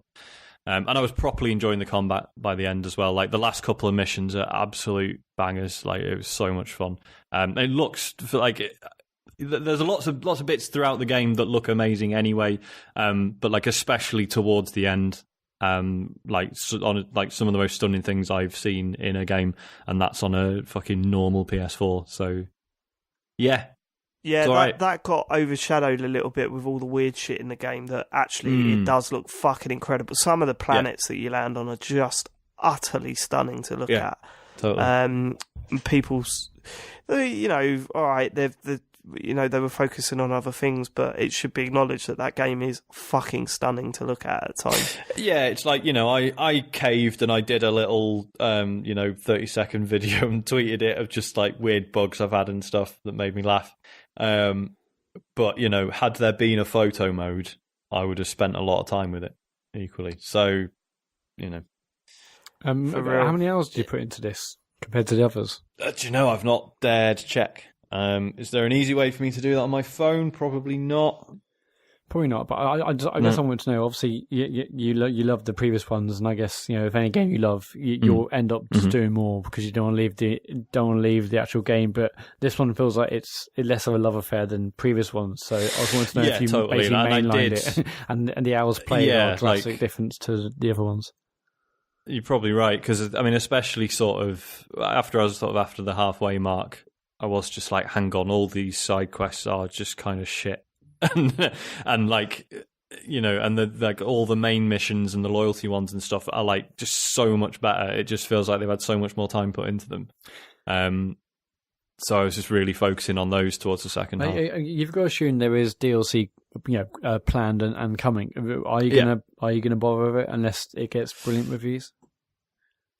I don't know. Yeah, like, say, I'll see how the reviews are, I suppose. I'm not going to just like dive in day one. But then, of course, if I hold on to the game now and then it turns out the DLC's like all right, I'll probably be like, well, fucking held on to the game to this point. So, I might as well like, if I spend trade 20 it in now, it'll be worth like 20 quid less than, yeah, exactly. So I don't know. I'm going to hold on to it and see how the DLC turns out, I think, yeah. Still think that the Scottish Pilot is my favourite. Yeah. She's good. She's great. She's great. Yeah. Even though my points of view on the universe are very different to hers. Right, okay. Mario Kart 8 then. Deluxe. It's alright, isn't it? It is. It's very good. game. It's very, very good. This Hard game one has to broken talk about. me. It's totally broken me because Why is that? I've got nothing negative to say about it. That's why, apart from the online stuff, it's like pretty much perfect. I mean, I was so Well, we need to excited talk when I got about the that. online stuff. I mean, I've got one thing that's probably a bit controversial, so let's get this out of the way. I am kind of like, yep, this is Mario Kart 8. Do you know what I mean? Yeah. I'm kind of like, okay, this is the game that I liked 2 years ago and loved 2 years ago. And I think it's probably because I've played it consistently for the past 2 years. Like, I didn't have a big break between the last one and this one. I mean, literally, I'd played it the week before it had come out on Switch. And I'm kind of like, yeah, this is Mario Kart 8. The new stuff, I'm not really that bothered about the new characters in it or the new vehicles. Yeah. And the battle mode stuff that I've played has been okay, but nowhere near as good as the racing. And the one good thing is that the online stuff, because so many people are playing it at once, it's introduced new things for me, like time trial stuff and playing lots of online stuff with friends and that. But in terms of the game itself, the other obvious good thing is that 2-player is so much easier for me now, and Harry's at that age where he wants to play, he doesn't want to watch, and that smart steering thing is a work of genius, and it means that he can not finish last when we play anymore, and he seems to enjoy it a hell of a lot more, even though he's barely in control of the fucking thing. So I really appreciate that, and I'm very glad I've got it, but at the same time I'm kind of like, yep, it's Mario Kart 8, this is the game that I love. So I suppose it is weird if you've not, like, most of us have had a hiatus from it, or in some cases, like Matt, you've never played it at all. So yeah, obviously to us it's pretty fresh. But I guess, yeah, if you've still been playing the Wii U version up until last week, then of course it's not going to be mind blowing, I guess. Yeah, I mean, I still think that game is just utterly incredible, and the resolution boost that it's got is insanely noticeable. I mean, that game looked good on the Wii U. Mm-hmm. But you've just got to look at the coins like that. I know it sounds stupid, but the coins themselves look like noticeably better because they have done work to sort of bump it up. And then once you start noticing that, you start noticing other things around them, the courses, and you're like, actually, this does. I mean, Ribbon Road looked good on Wii U. It looks incredible on Switch. I mean, that is a great track. I mean, it's a great game. I've loved going back to it for sure. Matt, I'm interested because Matt has. I mean, I've never seen anyone fuck it up so badly as much as Matt has about getting this game. What? I mean, I've seen mistakes being made, but Matt, should I explain? Because we have all been texting each other privately about this. Go on. So how did you, because, I mean, you got it digitally, right? Yeah. And I wish I did as well now, like, because I like switching back and forth between Zelda and Mario Kart every now and then, and I have to get off my fat ass and go and get the cart. But we should talk about the grief that you gave me over that as well. Yeah, digitally, right? So you ordered it from what, Amazon? Yeah. And your code unlocked at midnight. Yeah. Imagine this. He unlocks the code at midnight, you put it in, how long did it take to download the full game? Like 45 minutes. You stayed up, and you managed to get, what, one Grand Prix in before bed? So, I woke up the next morning and he posted a screenshot. Mario Kart 8 is a game that's a sort of celebration of Nintendo. Matt Murray sat there on the character select screen with a ridiculous amount of Nintendo characters from their catalogue of games, like incredible roster of Nintendo characters. Matt played with his Mii. He chose his Mii over all the other characters in that game. And what made me laugh, so I woke up the next morning, sent a screenshot to Sean and said, Sean, he's playing as his me. I don't understand why he's playing as his me. And then we had a game all together while we were playing online the other night. And Matt, we were in the chat, and Matt turned around and said, it's weird. We've got a full room of people in here. No, I'm the only one playing as my me. I thought everyone was doing that. Why? I don't know. Why did you I think thought it was that? funny. It's like a representation in my head in the game. You could have been any of the incredible characters from Nintendo. You chose your me. You're me. What are you doing? I just couldn't be bothered with any of us. I chose me. He's a great looking me. What are you doing? The best thing as well, though, was that the screenshot that you sent. It looks really funny because, like, you were sitting there on the track, like, behind your little car, and then there's nobody else there, though. It was, like, completely empty. Just waiting on for the one. track. No one else is up at that time. Let me just give you a bit of advice, Matt. Mario Kart, don't play as your me. Don't do that. I mean, I will kind of give you a pass if you've got amiibos, because there's some really cool suits that you could dress your me up in. Well, but even then, it's like, come on. You're ripping That the is piss weird, out of that isn't as it? well. That is weird, because you put the amiibos... So the amiibos work by unlocking costumes for your me. Oh, so the costumes are just for the me? Yeah. I think... Oh, okay. I guess so, yeah, I Yeah, think they so. are, Yeah. But what's great is it's like you can dress your me up to look like Yoshi. Yeah. Or just select Yoshi. Jesus It's not, it's not quite like that. It's like, you wear, like, sort of, racing leathers that are, like, got Yoshi's face on it and stuff like that. Yeah, but that's what I'm saying. Just pick Yoshi. He's one of the best characters ever. Like, he's brilliant. Why would you just pick me with the fur? I think because I don't have like, the love of Nintendo stuff, because I haven't. I've owned less Nintendo consoles than you lot, so I've never really had that. I don't know.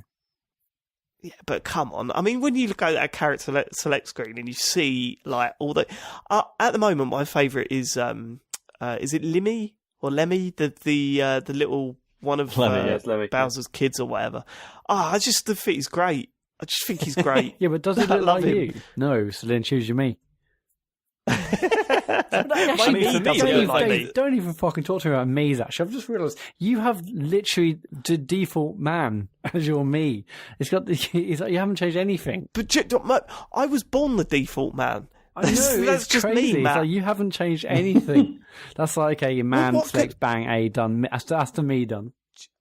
Do you know why, Matt? Because no one gives a shit about me's. Only you. It's only you that gives a shit about me's because you want to play them in Mario Kart instead of someone good like Waluigi.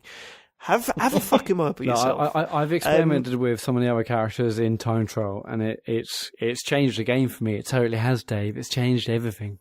No.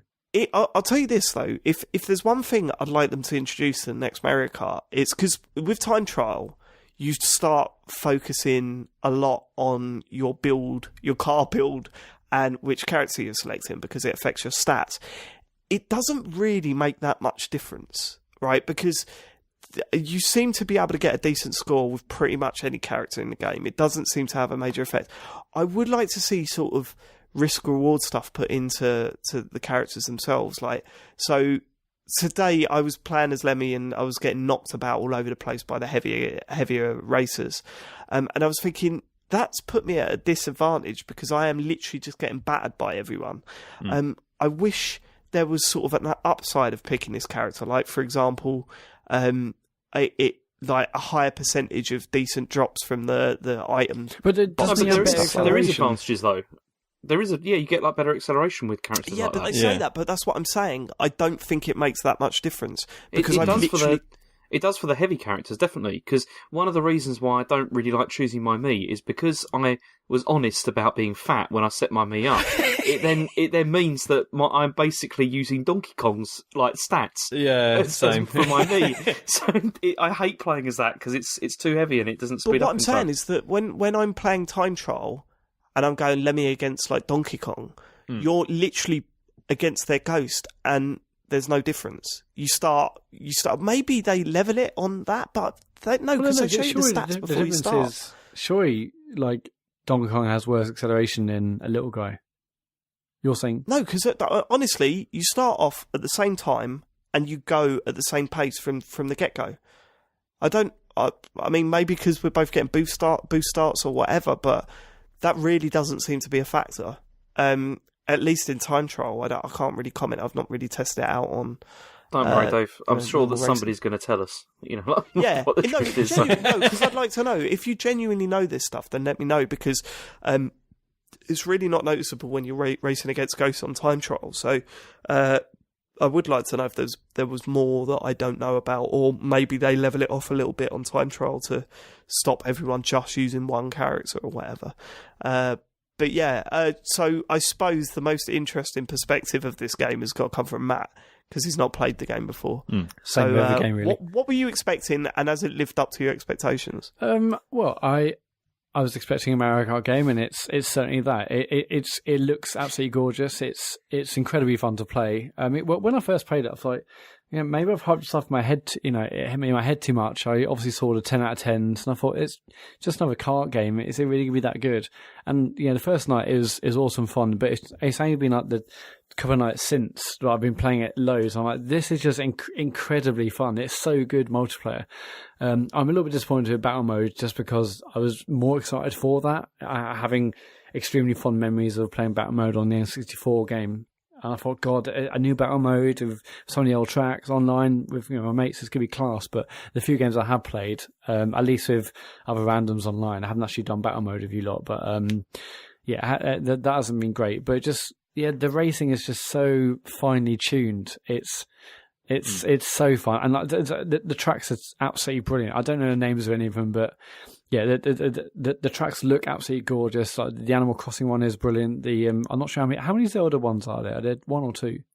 There's one. The one Zelda one I've done is fantastic. There's it's just super super fun. I'm still getting the hang of the boost starts and maximizing my sort of drift sort of speed bonuses that you get, and it's just absolutely brilliant fun, and I'm absolutely loving it. I mean, that's what it is. I mean, there are times where it can be like, you could argue that it's frustrating, and oh my god, I was in first place and I got hit by a blue shell and 3 red shells and lost the race. This is bullshit, and there is all that stuff in there. But at the end of the day, if you just look at it as not so much there's people that say, do you remember when it first came out, Mario Kart 8, and they were saying, no, it feels like a real racing game, and it doesn't really, because there's still the same old Mario Kart bullshit in there, where you get absolutely hammered unfairly and whatever, but it's just, that's the best way of describing it. It's just fucking non-stop fun. And the tracks themselves, they're so perfect. And I think my only real disappointment, I said this at the time when it was announced, is that there's no new tracks. And James, we were chatting about this the other day, and you were saying, maybe they'll release some DLC with some new tracks for it. And I was saying, well, that would be bullshit. Yeah, I think. I get that. And I kind of think you've re-released a 2-year-old game. I don't think there's really that much, there's not been that much added to it to justify another full price purchase for everyone that bought that game 2 years ago for full price. And it's kind of like, if they were to then go, we're releasing DLC for new tracks, you'd think, they should have been in it from the start. You know what I mean? Don't make us pay for this shit. But yeah, as James said, but at the same time, I would just hand over my money, because the DLC, you don't know what the DLC tracks were originally, do you, Matt? No. But, the Animal Crossing one was a DLC track. The Zelda one was a DLC track. The Ribbon Road, which is probably one of the best in the game, that was a DLC track as well. Road, the one that in the latter part of it goes into a water slide. Is that okay? No, Ribbon Road is the one set in a child's bedroom. Oh yeah, that is fantastic. Just I love that stuff. But the major thing for me this week has literally been that I've been able to play with Harry non-stop. Just breaking off the 2 Joy-Con controllers and playing like that has been perfect. You wouldn't play. This is that thing, isn't it, where people are going, "Oh God, how can you play on that tiny little thing like that?" You're not playing for hours on end like that. it's totally fine anyway. For a couple of games, it's perfect. Yeah. Although saying that, this game is the one that has made me want a Pro Controller more. Totally, because absolutely. The main thing is because of the A button. You know, like how you've got your thumb on it the whole time. I really did begin to feel my thumb beginning to ache from playing the game too much. You know, from that. Yeah, definitely. And the smaller sticks it doesn't feel quite as nice to steer around. Yeah, and stuff for this I've actually started using the grip because I didn't use I used the grip for about 10 minutes during Zelda. That was about it. It didn't really feel great. But for this, I thought I'll bang the Joy-Con in the grip. And yeah, I'm totally the same, James. This game has made me want a Pro Controller more than Zelda did. Because it's just Yeah, it's like also, Dave says, it's because of the lack of like travel on the sticks. You don't feel like you've got much fine control over your steering. It's pretty much all or nothing. I still the other accessory it makes me want to buy is a second dock, so I can just take a dock to work and leave it there. So we can hook up and play some Mario Kart on the TVs at work. But you don't need to just kick the kickstand out and you can play together on your desk. Yeah, but it's terrible. I mean, we've got like better on the telly, huge tellies on the telly, like in the office. Yeah, but it's playing 2-player split screen. How does the split screen? Because you could play 4-player split screen, can you? On TV, but only it's 2-player split screen on Switch. Yeah, that makes sense. I love this game, and I continue to love this game. It's brilliant in local multiplayer as well. So the 4 or 5 of us in the office have got it, and we all obviously brought our Switches in on Friday to play it. And yeah, we had I think it's like 3 Switches, 2 people on each Switch. It worked really well. It's I hope we go play a lot more of that. It's awesome fun. I mean, I've got issues with it, and I'm sure we're about to talk about the online. But apart from that, I'm absolutely loving it. I've got a lot still to learn. Obviously, everyone else has been playing this for years, and I'm sort of it feels like I'm starting fresh. I guess my other than the online, which we'll get to, is my only issue is that there isn't much to unlock. I mean, yes, this has changed though.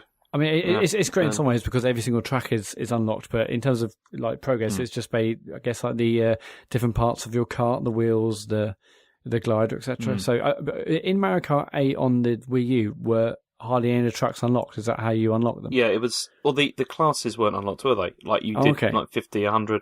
They didn't like the mirror mode and stuff like that wasn't unlocked from the start. You know, you had to like get gold. Well, not gold, but you had to like finish all the other tracks first. I mean, don't get me wrong. It's brilliant that everything is unlocked, but I'm just saying that there isn't much in terms of like nothing to progress, nothing to show progress other than little bits of kart and whatnot. But it's not because in the original didn't the little bits of kart. I mean, there are a lot of little bits of kart to unlock. I mean, I've explained how much of the much of the Wii U version I've played. I was still unlocking stuff in that game. Okay. It was crazy. Yeah, it was nuts. So yeah, there's still vehicles that I was using regularly on the Wii U version that I'm nowhere near unlocking at the moment. So on the Wii U version, it does that same coin progression where for every like 50 coins or so.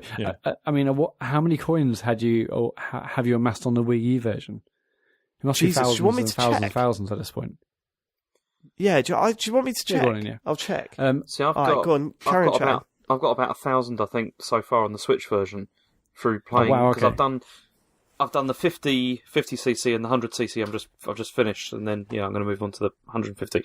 But I remember it's not plugged in. It's not plugged in. Sorry. From what I remember, though, there's quite a big difficulty gap between 100 and 150. Like it's at 150 when you start to just get repeatedly hit with blue shells, and just it gets really irritating from that stage. But at this stage, it's really good. 150 was great. One of the things I was really trying to do.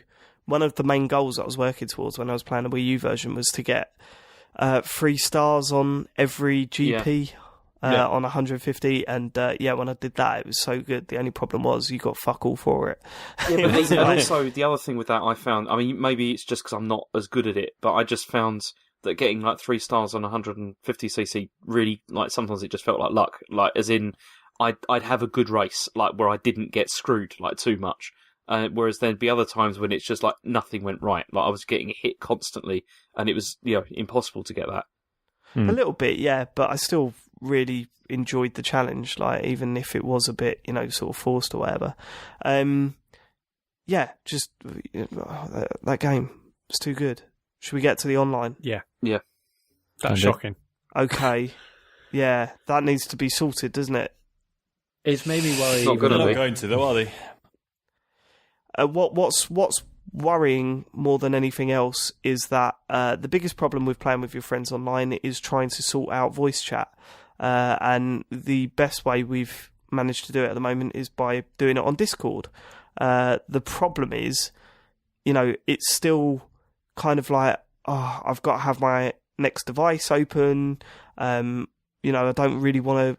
You check your phone and stuff, and you piss about with your phone while games are loading. That's just standard practice these days. But how much can you do that when you're running an app in the background? How much of the battery is it draining? So on and so on. Not only that, you've got that problem that everyone's got different mics. So there's all sorts of sounds coming through your headphones. There's the problem where if you're playing in handheld mode and you've got your earpiece in to use a headset on your phone, you can't have your headphones in to listen to the game audio.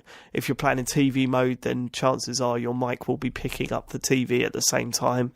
But it's also... And it just highlights that, Nintendo are banking on people using their phones with their own service. And it's kind of like, do you know what? I don't want this. It's a terrible idea. It's a really terrible it idea. is. Because it's like, one of the things that's really good with the Switch is the way that you can just if you're playing it on TV, just pick it up and take it somewhere else. Where with this though, you're thinking, okay, I can't do that. I've also got to take a phone with me as well. It's like more things you just got to carry around with you. And it's... What? Hang on, whoa. When do you not take your phone with you, James? Well, I wouldn't take my phone with me if I was just going into another room in my house. Why do I need to take that with me? I try and justify it away by thinking it's a bit like those power adapters you used to be able to get for the Game Gear and the Game Boy. That were like, just plug that in and pretend it's like something like that. I don't know. It's just, I don't know. Like Dave mentioned, that the audio issue. Yeah, that is real. Something like Mario Kart, I don't mind playing it with the sound down a bit, but certainly with other games, that's going to become a problem, definitely. In terms of the practicality of using my phone, I honestly still doesn't bother me. I'm all right with it. I think that is nuts, Sean. I think it's such a ball ache. I like texting each other. Oh, you in the Discord chat? It happens every night now. Are you playing Mario Kart? Yeah. Okay, I've opened the room. And you'll text it, and you just right. Okay. So my experience of this was, I noticed you were playing online. You said we're on Skype. I opened Skype and joined the call. Yeah, but that was after a long time of dicking about trying to get it to work. And it was kind of like we were trying Discord, but Discord has got this weird thing that if you're using a Bluetooth device and your screen is off, then it suddenly cuts the audio for everyone. I will say that I didn't have that saw issue. Denton tweeting about this. I don't know if that's like a weird Android power saving thing, but yeah, again, it's something that you shouldn't have to. Yeah, no, it's not just Android. It's is this iPhone it's as happening well? on iPhone, and it's not a power issue. It's something to do with the Bluetooth, because if you use a wired device, then it's fine. And Matt, you were fucking infuriating just during this whole thing because you were doing that whole thing of, well, I've not got that issue. Oh, okay, all right. Well, if you've not got that issue, then what do? We just say, we can't talk to each other. Also, it's not solving the issue. You were using speakerphone as well. You were like one of those people that calls in radio stations and uses speakerphone or leaves their radio on in the background. I use speakerphone and then I'm playing, so then I use my Bluetooth headset. But yeah, and it's been. You see, because I use a wired headset that just plugs straight into my PS4 controller, so that just plugs straight into my phone as well, and that seems to just work. Yeah, that's what I'm having to do at the moment. But obviously, if you normally rely on Bluetooth or whatever, then it's a bit of a faff. But it's also, the sound quality is great, and it's again, like Matt sounded like he was on AM radio or something like that. It was terrible. Which is obviously not a fault with the Switch. That's like the apps we're using or whatever. Yeah. But the point is that we have to use our phones to be playing online and chatting at the same time. I mean, I'm very tempted now to just say, look, if we're playing it, if we're all in the front room, let's just hook up on Xbox Live or PSN and chat in a party like that. And that is insane. But I still think Discord is easy. Stupid. I love the fact that you can just say, we've got a Discord channel set up, so that you play Mario Kart, you go in it automatically. There's no dialing in or adding to a call. You just go on that, bang, who else is chatting? Yeah, but it hasn't been easy, though, has it? It has been easy for you, but it's been easy for everyone else. Yeah, but okay, but that doesn't solve the issue, though, does it, Matt? There's still an issue at your end. I'm not sure what that is, but generally, I'd say. No, I don't. But Matt, you're saying that like as if to say, "Whoa, it's an issue with you." Yeah, but we can't all play with our headsets on like how we want to using Discord, can we? No, but it is definitely an issue. I don't understand what the. Just to clarify, everyone else is fine. So what? Right. So. What's the issue? So it's not a problem with the app; it's a problem with my setup. It must be, yeah. Well, it's fine for everyone else. So what's the problem with my setup? I don't know, Dave. I haven't got your phone in front of me. Exactly. There's literally no problem. Like, I'm doing everything you're doing, but for some reason, it's cutting off my headset when I go into the app. So you're saying that how could it possibly be my problem? And not only that, it means that none of us can. Like, we're all in the same situation where we can't all chat on Discord. We had to do Skype, and that was just ridiculous. Yeah. The fact is, you should just be able to sling in any headset with a mic into that Switch and at least have voice chat it's through crazy. the fucking game. There's no party chat, there's no party invites. It's just it feels so. It feels like 5-10 years ago. It's crazy. You know what it feels like? It feels like when I used to organise playing Doom 2 over like a serial connection with people. It just absolutely. feels like that. It's a disaster. Like you have to call It's someone. not a disaster. It is. Come Come on. on, it's awful. It's not how you expect it to be these days, where it's like, okay, brilliant. You turn on the PS4. Listen, right. All I know is, right. I saw that you guys were playing, and I joined you, and we played together, and it was fun. It was fine at that point. But... Sean, if there's a good reason for Nintendo doing it this way, I'm all ears, because I don't think there is one. It's the paedophiles. No, obviously, that's the only features reason. are missing, and like you say, it should just be like, right, let's all get in a party and then pick what we're doing together, that stuff will be or coming, whatever. Though. That should will be coming with the app. Yeah, through an app on the phone. Yeah, but just to play devil's advocate, at least.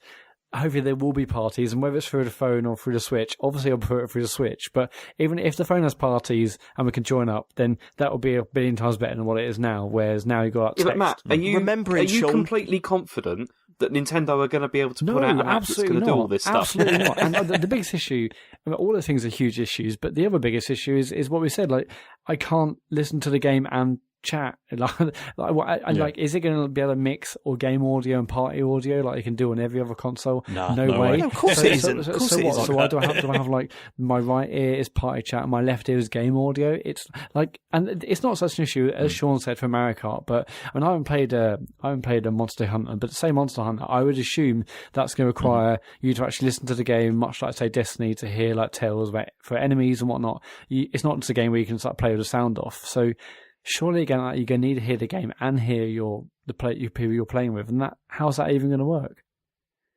Not only that, they're fucking charging for it. They're charging for it. Like, Jesus Christ! It's a big. I mean, like obviously, I'm letting things slide here. And a lot of that is, I think a lot of that is because it's Mario Kart, where I'm just genuinely not too fussed about this stuff. What worries me is, are they still going to pull this shit with Splatoon 2? Absolutely they will. Because if they have, it's fucking, like, it'll be great, but in terms of actually getting a community around it, it'll be fucking dead on arrival. Splatoon 2, is that June or July? Because obviously they said the app will be... It's before the launch of the app. So the app has said it's summer. So would we not class June as June or July? June, July is summer, so I guess we'll see the early beta version of the app. So God, that had better work well. I don't see it happening, frankly. Yeah. So like if they're like, obviously, this is a re-release, but they still have the opportunity to rejig this stuff if they thought it was necessary, and I don't think they did, and that worries me, because that makes me think that their attitude towards this stuff hasn't changed. Therefore, Splatoon 2 might well take the same approach as Splatoon 1, where it was just a nightmare to play with your mates, and that could fuck it. Also, that whole excuse of, oh no, because they want it to be family friendly and stuff, that doesn't work either, because they made such a big thing about their parental settings on the Switch, which is brilliant, but at the same time, just if you're doing parental settings on the Switch, just have it so that voice chat doesn't work for people of a certain age. Job done. Like which you could control much better if the voice chat was on the Switch and not via a separate fucking phone app. Absolutely, it's a total fucking joke. It's a bigger problem than I even thought it was. Like, just trying to get us all chatting and stuff on it. It was a fucking. It sounded pain in the bad arse. when they said it's through an app and this and that. And I know we haven't got to that stage yet, but it's only when you actually, Zelda, obviously there's no online, so you think, oh yeah, I'm sure the online, it's sort of in the back of your mind, you don't really think about it, but it's when you just try and play a game of Mario Kart, you're like, oh god, it's all just brought everything into sharp focus. This is going to be a fucking disaster. It is a fucking disaster now. I think, okay, it's not. It's just annoying. It's just annoying. It's just a stress to like, okay, who's in there? Who's here? Are you Skype? Are you doing Discord? Text me. Oh, Jesus Christ. And it's what's so frustrating about this is such a good game, like to play online, like when you're actually doing it, and when you're playing and talking with other people, it really adds to it. Like it makes it so much fun. Like when I, used red shells on Sean, and it's really fun when he gets really you get angry. to hear James's weird laugh. Exactly. Boise, yeah. And it's weird as well, like, so Matt mentioned Monster Hunter. Now, for some reason, the last two Monster Hunter games, despite being on the 3DS, which has a fucking microphone in it, didn't actually support voice chat. So you had to use Skype on your phone or whatever. Yeah. But again, that sort of got away with it, because something like Monster Hunter, you would be like, right, who's playing Monster Hunter tonight? And you would it's something you'd have to like arrange with people beforehand. Whereas, with something like Mario Kart, like, okay, so we set up a Skype call or a Discord channel or whatever. But then what if someone we know wants to join who we haven't got on Skype or Discord, or they're not part of the Discord channel or whatever? And it's like, oh, fucking hell, hang on, we need to send them an invite. And one thing that is good though is that, away from the voice chat stuff, away from playing with friends, getting that game online is a piece of piss. It's really easy to get into games. It works really quickly. I like the way the voting system works and everything. It's all the same as the Wii U version. But getting into a game is really easy. And go into your friends list and it will highlight when they're in a game of Mario Kart, and you just press a button and you're in that same game of Mario Kart. That stuff is done really, really well. That it just really highlights how fucked the online stuff is on the Switch. Even the canned text responses work really well. Like Sean and I were playing in the mid-res sort of tournament thing, and there's loads of those pre-selected, pre-written text responses. One of which is this is my last game, or I'm about to leave, and the other one could be okay, and it worked really naturally and worked fine. Obviously, that hasn't got the full. A full vocabulary to have a full conversation on it, and you can't move your guy around the planet, which is a bit annoying. But apart from that, it worked really well. Yeah, I was kind of thinking that. Like, I had a moment where I was looking at the people, like, so basically before you start a race, all the people that are about to race, their Mii's show up on this big planet. And they were just walking around, just sort of interacting with each other. And I just for a laugh put up the notification. I'm a bit nervous, right? I don't know why. I just pick one and go with it. And I was fully expecting one of the other Mii's to walk up to my character, sort of just like tap him on the back or something to sort of say, "It's all right, mate." I want to do the thing we used to do in Destiny, like, it's where you push people around the map.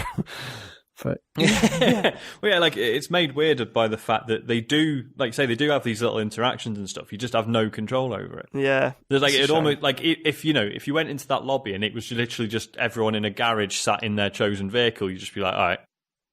But it's the fact they do sort of walk around and do little things, but you haven't got any control over them. That stuff I reckon will come like in terms of the next Mario Kart game or whatever. Those lobbies will be kind of like more interactive and you can do stuff. But that is such a minor gripe. Yeah, sure. The actually playing with people on that's it, isn't it? Actually playing with people on the Switch on Mario Kart is a piece of piss and it works really well. Playing with your friends, not so much. Or at least chatting with your friends. It is great when it does work. And knowing that is the future for online on Switch is just really disheartening. I mean, I just wish I could plug a headset into the top of that Switch and just be in party chat and stuff. It's fucking so disappointing. Yeah. So that's it. Are we done? Anyone else got anything else to say? Nope. Good. No. All right, then. Let's do a few questions, shall we? Okay, we've got some emails. If you want to email us, it's thecomputergameshow@gmail.com. The first one is from Kenny. He says, hello chaps, after looking through my PSN library today, my heart sank. I realised that I currently have downloaded 299 games/apps from the PSN store. I was ashamed as at first glance it seemed I had a big problem. Me and the wife calculated everything I've spent since I've had PSN, PS3, PSP... I guarantee that wasn't his decision. Go on. PS3, PSP, Vita and PS4 combined, and it added up to £2,045 in the last 5 years. Do you consider this too much, and how much do each of you reckon you spend digitally? I'm just glad I don't have Steam. I mean, over 5 years... It's not that bad, I would think. That seems okay. £500 a year. Yeah, it's like relatively, £409 a year. It's nothing. Well, yeah, but that's just PSN digital games. That's not... But no, it depends, Yeah, because if they're full retail releases, though, you know, you're looking at like 50 quid a pop. I mean, if you're buying all your full retail releases straight off PSN, then you're a mug anyway. But that's. But I mean, if this is like your main hobby and that's all it's costing you, that doesn't Yeah, I mean, seem my main so hobby is bad. cocaine, and it's a lot more expensive than that. I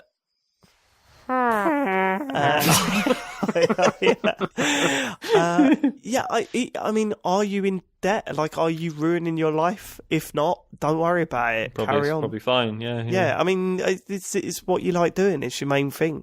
I mean, I guarantee a lot more people spend more money on going to watch football matches, and you know, it's not seen as this bad thing, I guess. I don't know. It's all relative, isn't it? If you can afford it, then fine. If you think about like a season ticket or whatever for like a team for like 1 year is it's a lot. insane.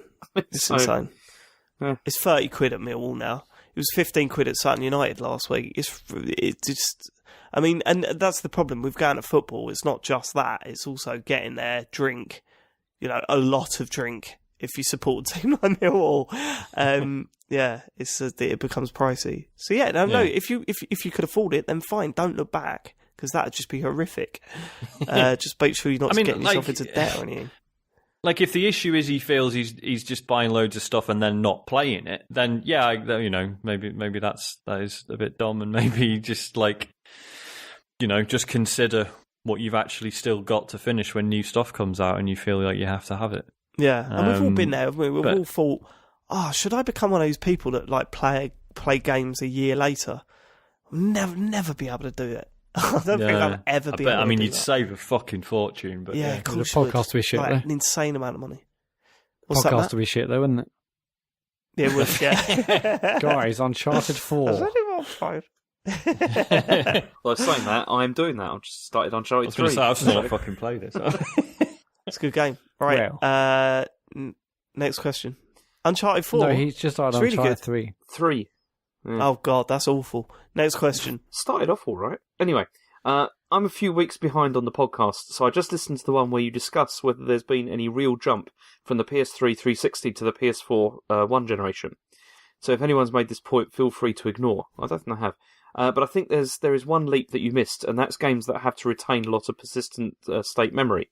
For example, Skyrim, which tended to crash on the PS3 because it just couldn't handle keeping track of all the variables over an 80-plus hour span.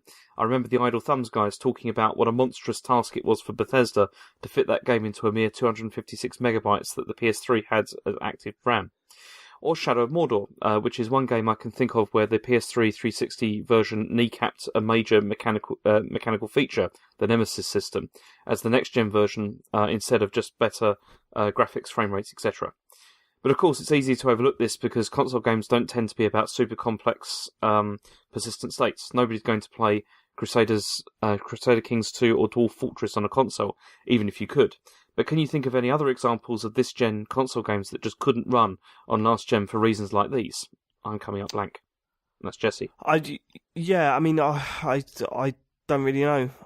You're absolutely I'm not right. 100% convinced because, Skyrim ran fine on the 360. It was just the PS3 that had trouble, right? Yeah. Yeah, if I remember correctly. But I think he's right. The extra grunt will open up like new opportunities for developers, but at the same time, that's not as instantly noticeable as the jumps we've had in previous generations, and that's why it feels a little bit less, a little bit more disappointing. Like, obviously, Skyrim is better than Oblivion in a lot of ways, but at any point where you're like, fuck, this is like a generational leap between the two. Yeah, but didn't Skyrim come out? Was that this gen only? No, it was a 360 game. No, yeah, it's 360 PS3 as well. So yeah, so it was like, I don't know. Well, saying that, Sean, it's not like I was playing Skyrim and thinking, do you know what? It would not surprise me if this didn't run well. If you go back though and look at because I remember when Oblivion was first shown and how it just looked amazing. Like I just thought this is incredible. Like you shit. go back here, it doesn't look so good now. It's that tends to happen with games, though, isn't it? Okay, next question. Evening, fellas. My, what a calm, collected and friendly podcast without Mr. Turner's swearing, insane anger and tiny penis issues last week. Shut up, you prick. True. Go on. Have to admit, I laughed far less, though. Oh, Yeah, true that. Top boy. Yesterday morning I was playing Limbo again. There is a moment in the industrial section where a single bright white butterfly floats across the background in incredibly stark contrast with the grimy, harsh and imposing surroundings. I thought it was beautiful. Are there any game moments that come to mind that you would class as beautiful or haunting? And that's Adam I thought it was Soak. beautiful. Sean Bell thought it was edgy. Yes, the giraffe in Last of Us was just genuinely, absolutely blew me away. Ridiculous. But at the same time, I was just real... Yeah, that moment is properly special in my gaming life. It's I loved it so much. Like, it was just so weird, so unexpected. There was no build up to it. It was just boom, giraffe, lovely. So good, so good for exactly the same reasons. Have any of you? I won't describe it fully for fear of spoilers, but in Breath of the Wild, I think I've asked this before and you all said no, but have you seen like a turquoise glow up a mountain and I've gone seen to it, see but it? I've never gone to it. Okay. Oh yeah, what, like sort of Northern Lights looking thing?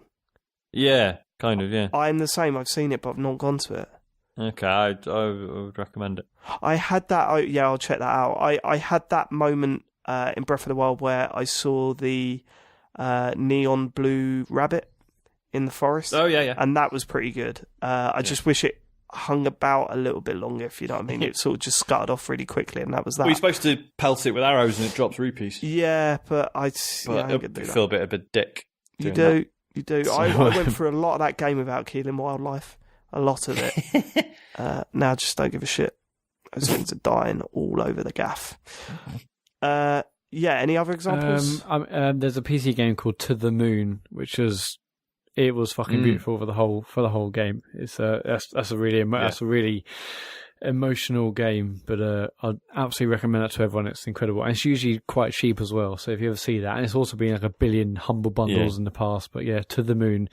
If you've because that has a bit that's like fucking one frame of animation at the end, and you're just like, oh my god, it really kicks you in the But there's definitely other games I've described as beautiful, and I'm sure I've described one on this very podcast. I just can't recall them right now, but well, Area Rex is another one that sticks out. First time you pop up and see the game on, mate. It's quality, absolutely stunning. Sean cried. I mean, I've landed some beautiful kills in Destiny, that's for sure. There's some beautiful shots on that game. Yeah, everything you do in Tights too. Don't get more beautiful than that. Right, okay, next one. Okay, this is from Luke Summerhays, and it's kind of a 3-part question we've got. First of all, is Mario Kart 8 Deluxe in Mario Kart 8 Deluxe Donkey Kong dabs? Can Matt, who is down with the kids, confirm whether this is still cool? No, it died a long time ago. Also, Corbin did it not so long ago, so it's definitely dead. What's the dabbing? Is that the one where you smell your own armpit? Yeah. That's the one.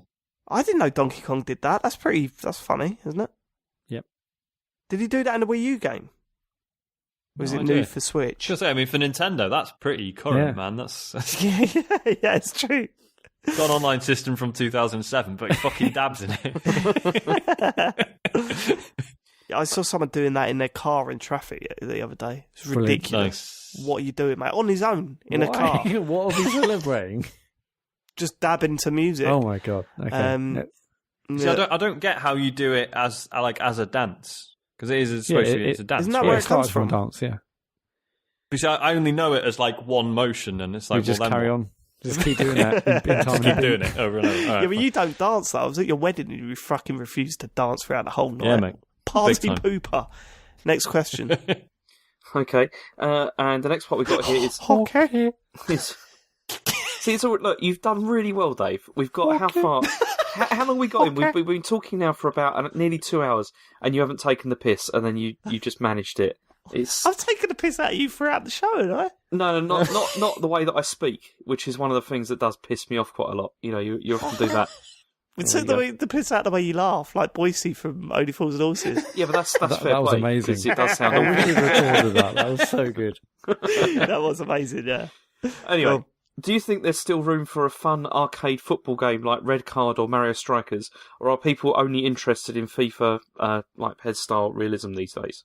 it's going to be hard to do these days because that fun football game is Rocket League.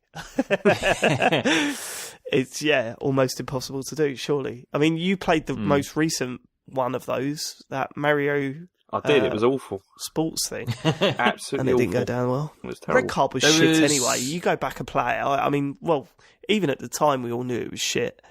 But there you go. I think at Res they had that. Is it Super Arcade Football? And I never played it, but people were saying it was pretty good fun. Yeah, but what sort but of then you people that go to exactly, Res that are people who into don't football? actually like football. Yeah. Right, this is gonna be really embarrassing, but I'll say it anyway. What's the name of that UK dev he's quite prominent on Twitter, but he's creating a football game. Fucking Who is it? Is Dan, it yeah, Dan that's Marshall? one, yeah. That game looks amazing.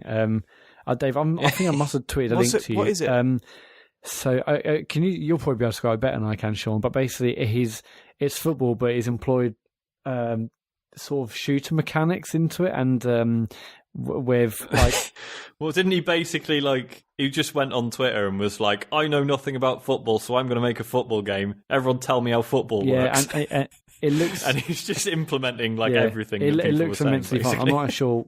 I think last I checked it was in I beta. don't like this guy. No. It looks amazing fun. Does so it? Whenever that comes out, I'm looking forward to that. I'll be the judge of that.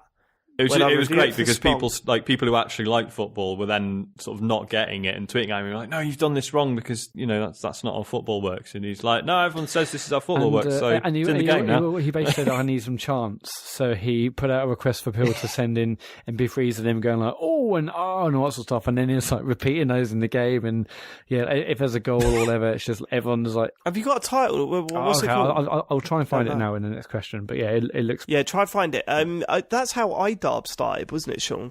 Did you read the that's right, development story with that? The guy just went on Twitter and said, I'm going to make a game, what should the game be? And then he just incorporated everyone's ideas into the thing. It should have hashtags in it. That's how iDarb came What's that about. guy's name again, Sean? Was it Dan? I think it was That's Dan Marshall. Yeah, cool. Right, okay, next question, James. The final bit was, has James considered that if he's so addicted to Facebook, a week off might be beneficial? Well, that's bollocks because it's not Facebook, it's Twitter. I was going to say, who's addicted to Facebook in Only in 2017 it's apart not- from everyone's mom? my Not mum really. is. I'm more of a Bebo man myself. But, Right, take the word Facebook out of that sentence then, put Twitter in and answer it. no, I'm not going to do that. So anyway, let's move on. We've got tweets. The reason why he doesn't want to go off Twitter is because there's a girl on YouTube that dresses up in various different costumes involved with computer games and that he watches religiously. No, that's a I mean- scandalous lie. I don't watch that anymore. It's been taken off the playlist. Why? Why? Chen weren't that impressed by it. She just... she Yeah, was Joe not don't like impressed. the porn I watch either. Next. Okay, anyway. Next we've got tweets. Okay, so if you want to tweet us, it's at ComputerGamePod on Twitter. Grecian Phil says, what does Sean think Tranmere's chances are in the playoffs and who was his player of the season? Go on. I can't do this. I was What, you're too nervous about the playoffs. You're too nervous about it. I get it. Time to come clean, guys. What's your favourite football player for Tranmere this season? The Super Sam. White Army. Mate, I've not even. I was gonna look them up and just pick a name at random. I've forgotten to do that. So Mickey. Oh no, fuck. I was gonna say Mickey Mellon, but I think he's a manager. He's not. Mickey Mellon will do. Mickey Mellon, It's a good player name, of the though, isn't season. it? That is a quality name. It don't get better than that. I mean, compared to our old manager Kenny Jackett, it's not quite as exciting, is it, as Mickey Mellon? I'd rather have Mickey Mellon involved. Here we are. Hang on. I've got player profiles right. Who looks good? Steve McNulty. There you go. He looks about 10 years too old. Matt, to be can you playing do me a football. favour? Can you see if he's got a Twitter account? And if he has, do it now. Don't wait for the thing to come out. Announce him as the computer game show's player of the season. Steve McNulty. And then when people listen to podcasts, they'll understand what that tweet a couple of days ago meant. What's You're the right, name Sean. again? He definitely looks older than 33. It's Doesn't he? What was his name? Steve McNulty. Steve McNulty. Have a look. Steve McNulty. Nah, and get He's your- McNulty. got a Twitter. He's got a Twitter. I just found it. It's, Brilliant. Oh, fucking hell. Tweet it for the TCGS account now. Right. Hey, next- hey, we fucking battered Southport 4-1. Come on, look, we fucking battered them. Come on, then. Do you know are you still in Chester? Near enough, but not quite. No. Because I went to see Chester play football last week. Oh yeah. Yeah. Were they any good? They lost 5-2. Next question. Okay, Athene Allen says, now that Mario Kart 8 and Puyo Puyo Tetris are out, what little Switch games are you looking forward to before ARMS arrives? Well, I mean That I've forgotten its fucking name again, but Matt pointed out. I talked about that odd Japanese action is it RPG that was Takimo or on the Kamiko? Kamiko, something like that. Yeah. That's out here now, so I'm going to get that because it's like a $5, and apparently it's well good. Other than that, like I assume there are other things that I've either forgotten about or just don't know about. I want that Wonder Boy game. I really want that. Oh Looks yeah, great. that does look top, doesn't it? It's I've I'll got be no honest history with Wonder Boy. I'll be honest with whatsoever. you. The Switch will now be my indie console until Mario comes out because I'm not interested in ARMS. I've got no real interest in Splatoon, so it's when Mario comes out, I'm bang up for that. But picking up the odd indie game that comes out for it is what I'm looking forward to Speaking doing of on that ARMS, console. now for it. so this month's Edge cover, it says stunning. It says it's a stunning game. So I'm very interested to see what exactly is so stunning about it. I've literally no interest in what that magazine has to say about James, anything. I can't find the actual Steve McNulty on Twitter, so you have to send me that link. Okay. I will Right, do it later. Right, next. Okay. Next we got from Bantu Braystar. He says, will Dave ever just let James go to bed rather than reading the questions? He clearly never wants to read them out and gets audibly huffy. You've been alright tonight. Yeah, I'm It's still pretty relatively happy at the early, moment, though. actually. What is the time? 10 past We're 11. doing all right for time. 10 past 11. 10 yeah. past 11, yeah, doing Okay, all right. cool. We're about an Right, hour well, ahead of I mean, schedule. we're very an normally. hour away from Huffs. Yeah, I mean, James just is audibly huffy. That's his default position. We're doing all right this week because of Mario Kart. But It's true. I'm After pretty that. upbeat at the moment as it goes. It's, wasn't even that negative about Prey. It's yeah. Okay, fine You were excuse. pretty negative. Well, yeah, but Oh, I don't get it. Go on. Fine Excuses says, bank holiday weekend gaming. What did you play? Expecting lots of grumbling about kids' games. So, I know, I just played Mario Kart the whole weekend, but... Mario Kart, I mean- Rocket League, played a lot of FIFA. Joe's brother's come down, so he's playing a lot of FIFA, a bit of PES. Of course, I'm still playing Burnout Paradise. That's on nearly every day. And I am really, really, really pumped for the new Forza Horizon 3 DLC, which we failed to mention, but it's Hot Wheels and it looks It's out now, incredible. isn't it? It came out on the 26th, oh yeah, right? shit. Or You're kidding, No, is it out? I'm pointing about GTA. Yeah, no, I think it's out at the start of March, so Oh, I so will be that's trying 11 to... months away. Start of March. Fucking hell. Oh, May, innit? Next question. Next question. Okay, Scientologist says, having Mario Kart 8 Deluxe for train journeys has been a saviour this weekend. What other Wii U games should have a deluxe re-release? Well, I mean, I wouldn't. The ones. It's interesting because there's a difference, right? I want more people to play Mario 3D World as one of the best Mario games. However, I would not. That wouldn't be a game that I would double dip on. I wouldn't buy the next version of that. I'm trying to think of a game that I would actually purchase from that console now, and I can't think of anything. Devil's Third, was that on Wii U? That was banging. Classic. Banging. Yeah. I mean, Bayonetta 2, but just to make sure more people can play it one day instead of it being relegated to a console that's going to disappear. But I mean, that's more for preservation than like, oh yeah, it would benefit from a new version, you know? I would say that Mario Maker obviously needs to come out for it, but I don't know how they would do that. We've spoken about how that would have to be handheld only. You couldn't play that while it's on the telly, but yeah. I'll tell you what would be good. Captain Toad, Treasure Tracker, as a handheld game. That'd make a lot of sense. It's all right. Possibly. It's well good. Okay. It's bad, isn't it? Because a lot of the games that I've played have not had, they've been games that I've absolutely enjoyed, but they haven't been games where I've been like, I could continue to play this forever. Whereas Mario Kart is definitely a game like that.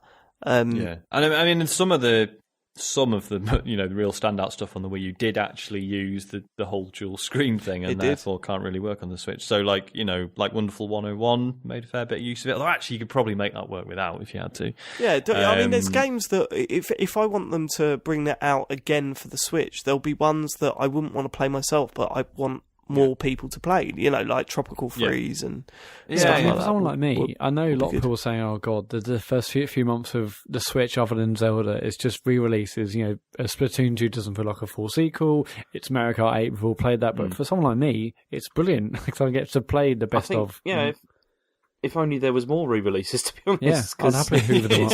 And it's easy for us to forget that Matt is more representative of most people in this situation. So first time. Okay, cool. Next. Matt G. Sanders says, my wife says she'll divorce me if I buy myself a Switch. So what I need to know is, what's the best single-player game? Zelda on Switch. Zelda. Obviously Zelda, yeah. Yeah, but he's making a joke about how it'd be single, and come on. Yeah. At least acknowledge it. Cracking. Next. Sambo Solo we got to cut that out. We're doing that way too often now. It should be special occasions only. Okay, should we do two more? We do three more, because there's three more left. We've already got three more. Because then I've got to figure out which ones. We're doing three more. Can move on. Go on. Okay. Let's just do them. Okay. Sambo and Silo says, bought an Xbox One mainly for Horizon 3. Anything else worth checking out? Already got PS4, so exclusives, if anything. Thanks. Horizon 3, they haven't even brought the second one out yet, mate. Yeah, come on. It's a shame that I've said that we should cut down on the parping, because that is perfect. Exclusives, I guess. I mean, the Gears of War? Dead Rising games are supposed to be good. I played Gears of War. Yeah, of course. Gears of War's meant to be really good. I've still not played that. I need to get on that at some point. That is a good game. There's a few sort of download games that are pretty good. iDarb's great. I don't know if it's still got a player base though. Max Curse of the Brotherhood's really good. Although has that made its way to PS4? This is the thing. Most games are out on PS4 as well. Like stuff like Inside, which came out first on there. You can get that on PS4 now. This is the problem with this console. There's not really a massive reason to own one if you already own a PS4. It's the latest Halo was gash too. It's so disappointing. It's not very good. Was it gash or was it just? No, I love the Halo. I played it last weekend, Sean, because the what's it called? Wildlands was down, and so because Ubisoft's terrible, so we ended up playing Halo 5 instead, and regretted it because it's really not. It very does good. have some That's a shame. What's that mode? It's basically totally esports. It's geared towards that. That can be quite tense and quite fun, but as a game, it's so disappointing. I love the Halo games, but that's just they need to go back to basics for the next one. Yeah. Please. Okay, next. Okay, Sambo Solo again. He says, I've already got Rocket League on PS4. Is it worth picking up on Xbox? Does it play any better? Picked up that you guys are playing it on Xbox One.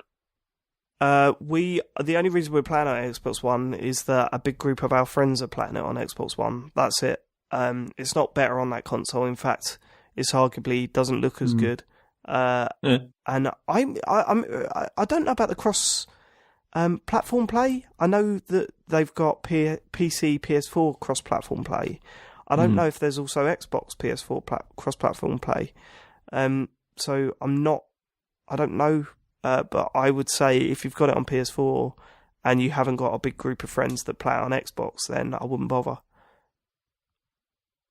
It's about as good an answer as anyone's going to give. Next. Skypodder says, Star Wars Battlefront 2 has you playing the campaign from the point of view of the Empire. What video game series would you like to play as the baddie? I mean, it's not really. I can't help but think that they're gonna do the thing where it's like, you start as the Empire, but you have a change of heart part way through. But maybe they are just gonna stick with it. But see, that's why TIE Fighter was awesome, because they didn't do that. It was like you were just evil like the whole way through. It was brilliant. Spoilers, sorry. I've got a feeling spoilers for fucking TIE Fighter. For a game released in like the mid-90s. We'll get. I got a feeling the next main Far Cry game, you'll be the bad guy in it. Know what I mean? What? And you're just repeatedly tormenting some lad? Yeah, like you're really like on you his gap year.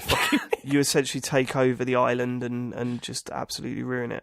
I reckon that'll be the that'll be so, a direction. Like you were the series baddie, takes. but rising to power, and it was all about gaining control of it and holding absolutely. it. And I reckon that series will go down that route at some point.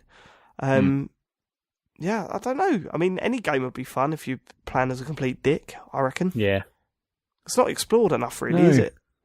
It's a shame, really. Yeah, I'm trying to think of an in-game universe where the baddies are compelling enough that you might want to play as them and understand. I don't know. Villains in games tend to be pretty one note obvious, don't they? Yeah. Next question. That's it. Cool. Wicked. Matt, is there any social media that they should join and follow us on? I'm trying to think. Hang on. I've got Twitter. Yeah, you at Computer Game Pod on Twitter if you want to do that. Email's a thing. thecomputergameshow@gmail.com if you want to email us. Do email us. We like your emails. Love your we get emails. more. We get quite a few of them. We also It's love good. your reviews on iTunes. So if you haven't already let us given us 5 stars, and mosey on down to iTunes.com, and it doesn't actually just go through the iTunes app or whatever, and give us a review because we love that, and it really helps other people see the show, so on and so forth. Just to follow up on my own follow up, that game is by Dan Marshall. It's called Behold the Kickmen. Watch some trailers on YouTube. It's got slow mo. It's got bullet time. The pictures are circular. It looks absolutely brilliant. I haven't actually seen much from it for many months, but the game looks like it could be really, really fun. Cool. And we'll see you next week. I don't know what we're going to be talking about. There's nothing coming out between then Can and we now, have is some? Can the audience? Can the fans just let us know what James has to do? I mean, 10 days without internet, I think it's fine. Listeners. Just let us know one way or the other. Listeners, not fans. Let's take a poll. Yeah, I think he's sealed his fate there, hasn't he? I mean, he's going to have to go that long without the internet. And this is the thing, right? I was looking on, there's a bit about the nerds on Rollmuck going, oh, that's too harsh on James. You can't make him do that. And I'm just thinking, well, it's either that or no E3 show. What would you like? As a listener, surely you don't give a fuck and you'd rather have an E3 show. So it's one or the other. We don't have an E3 show or James misses 10 days without the internet. You know, come on. It's not the end of the world. Why do people think it's like the end of the world? I did it. Well, a few days shorter than that, but I didn't fly off to China for a conference. We'll see you next week. Thanks for living it. Goodbye. Bye. Bye-bye. Cheers.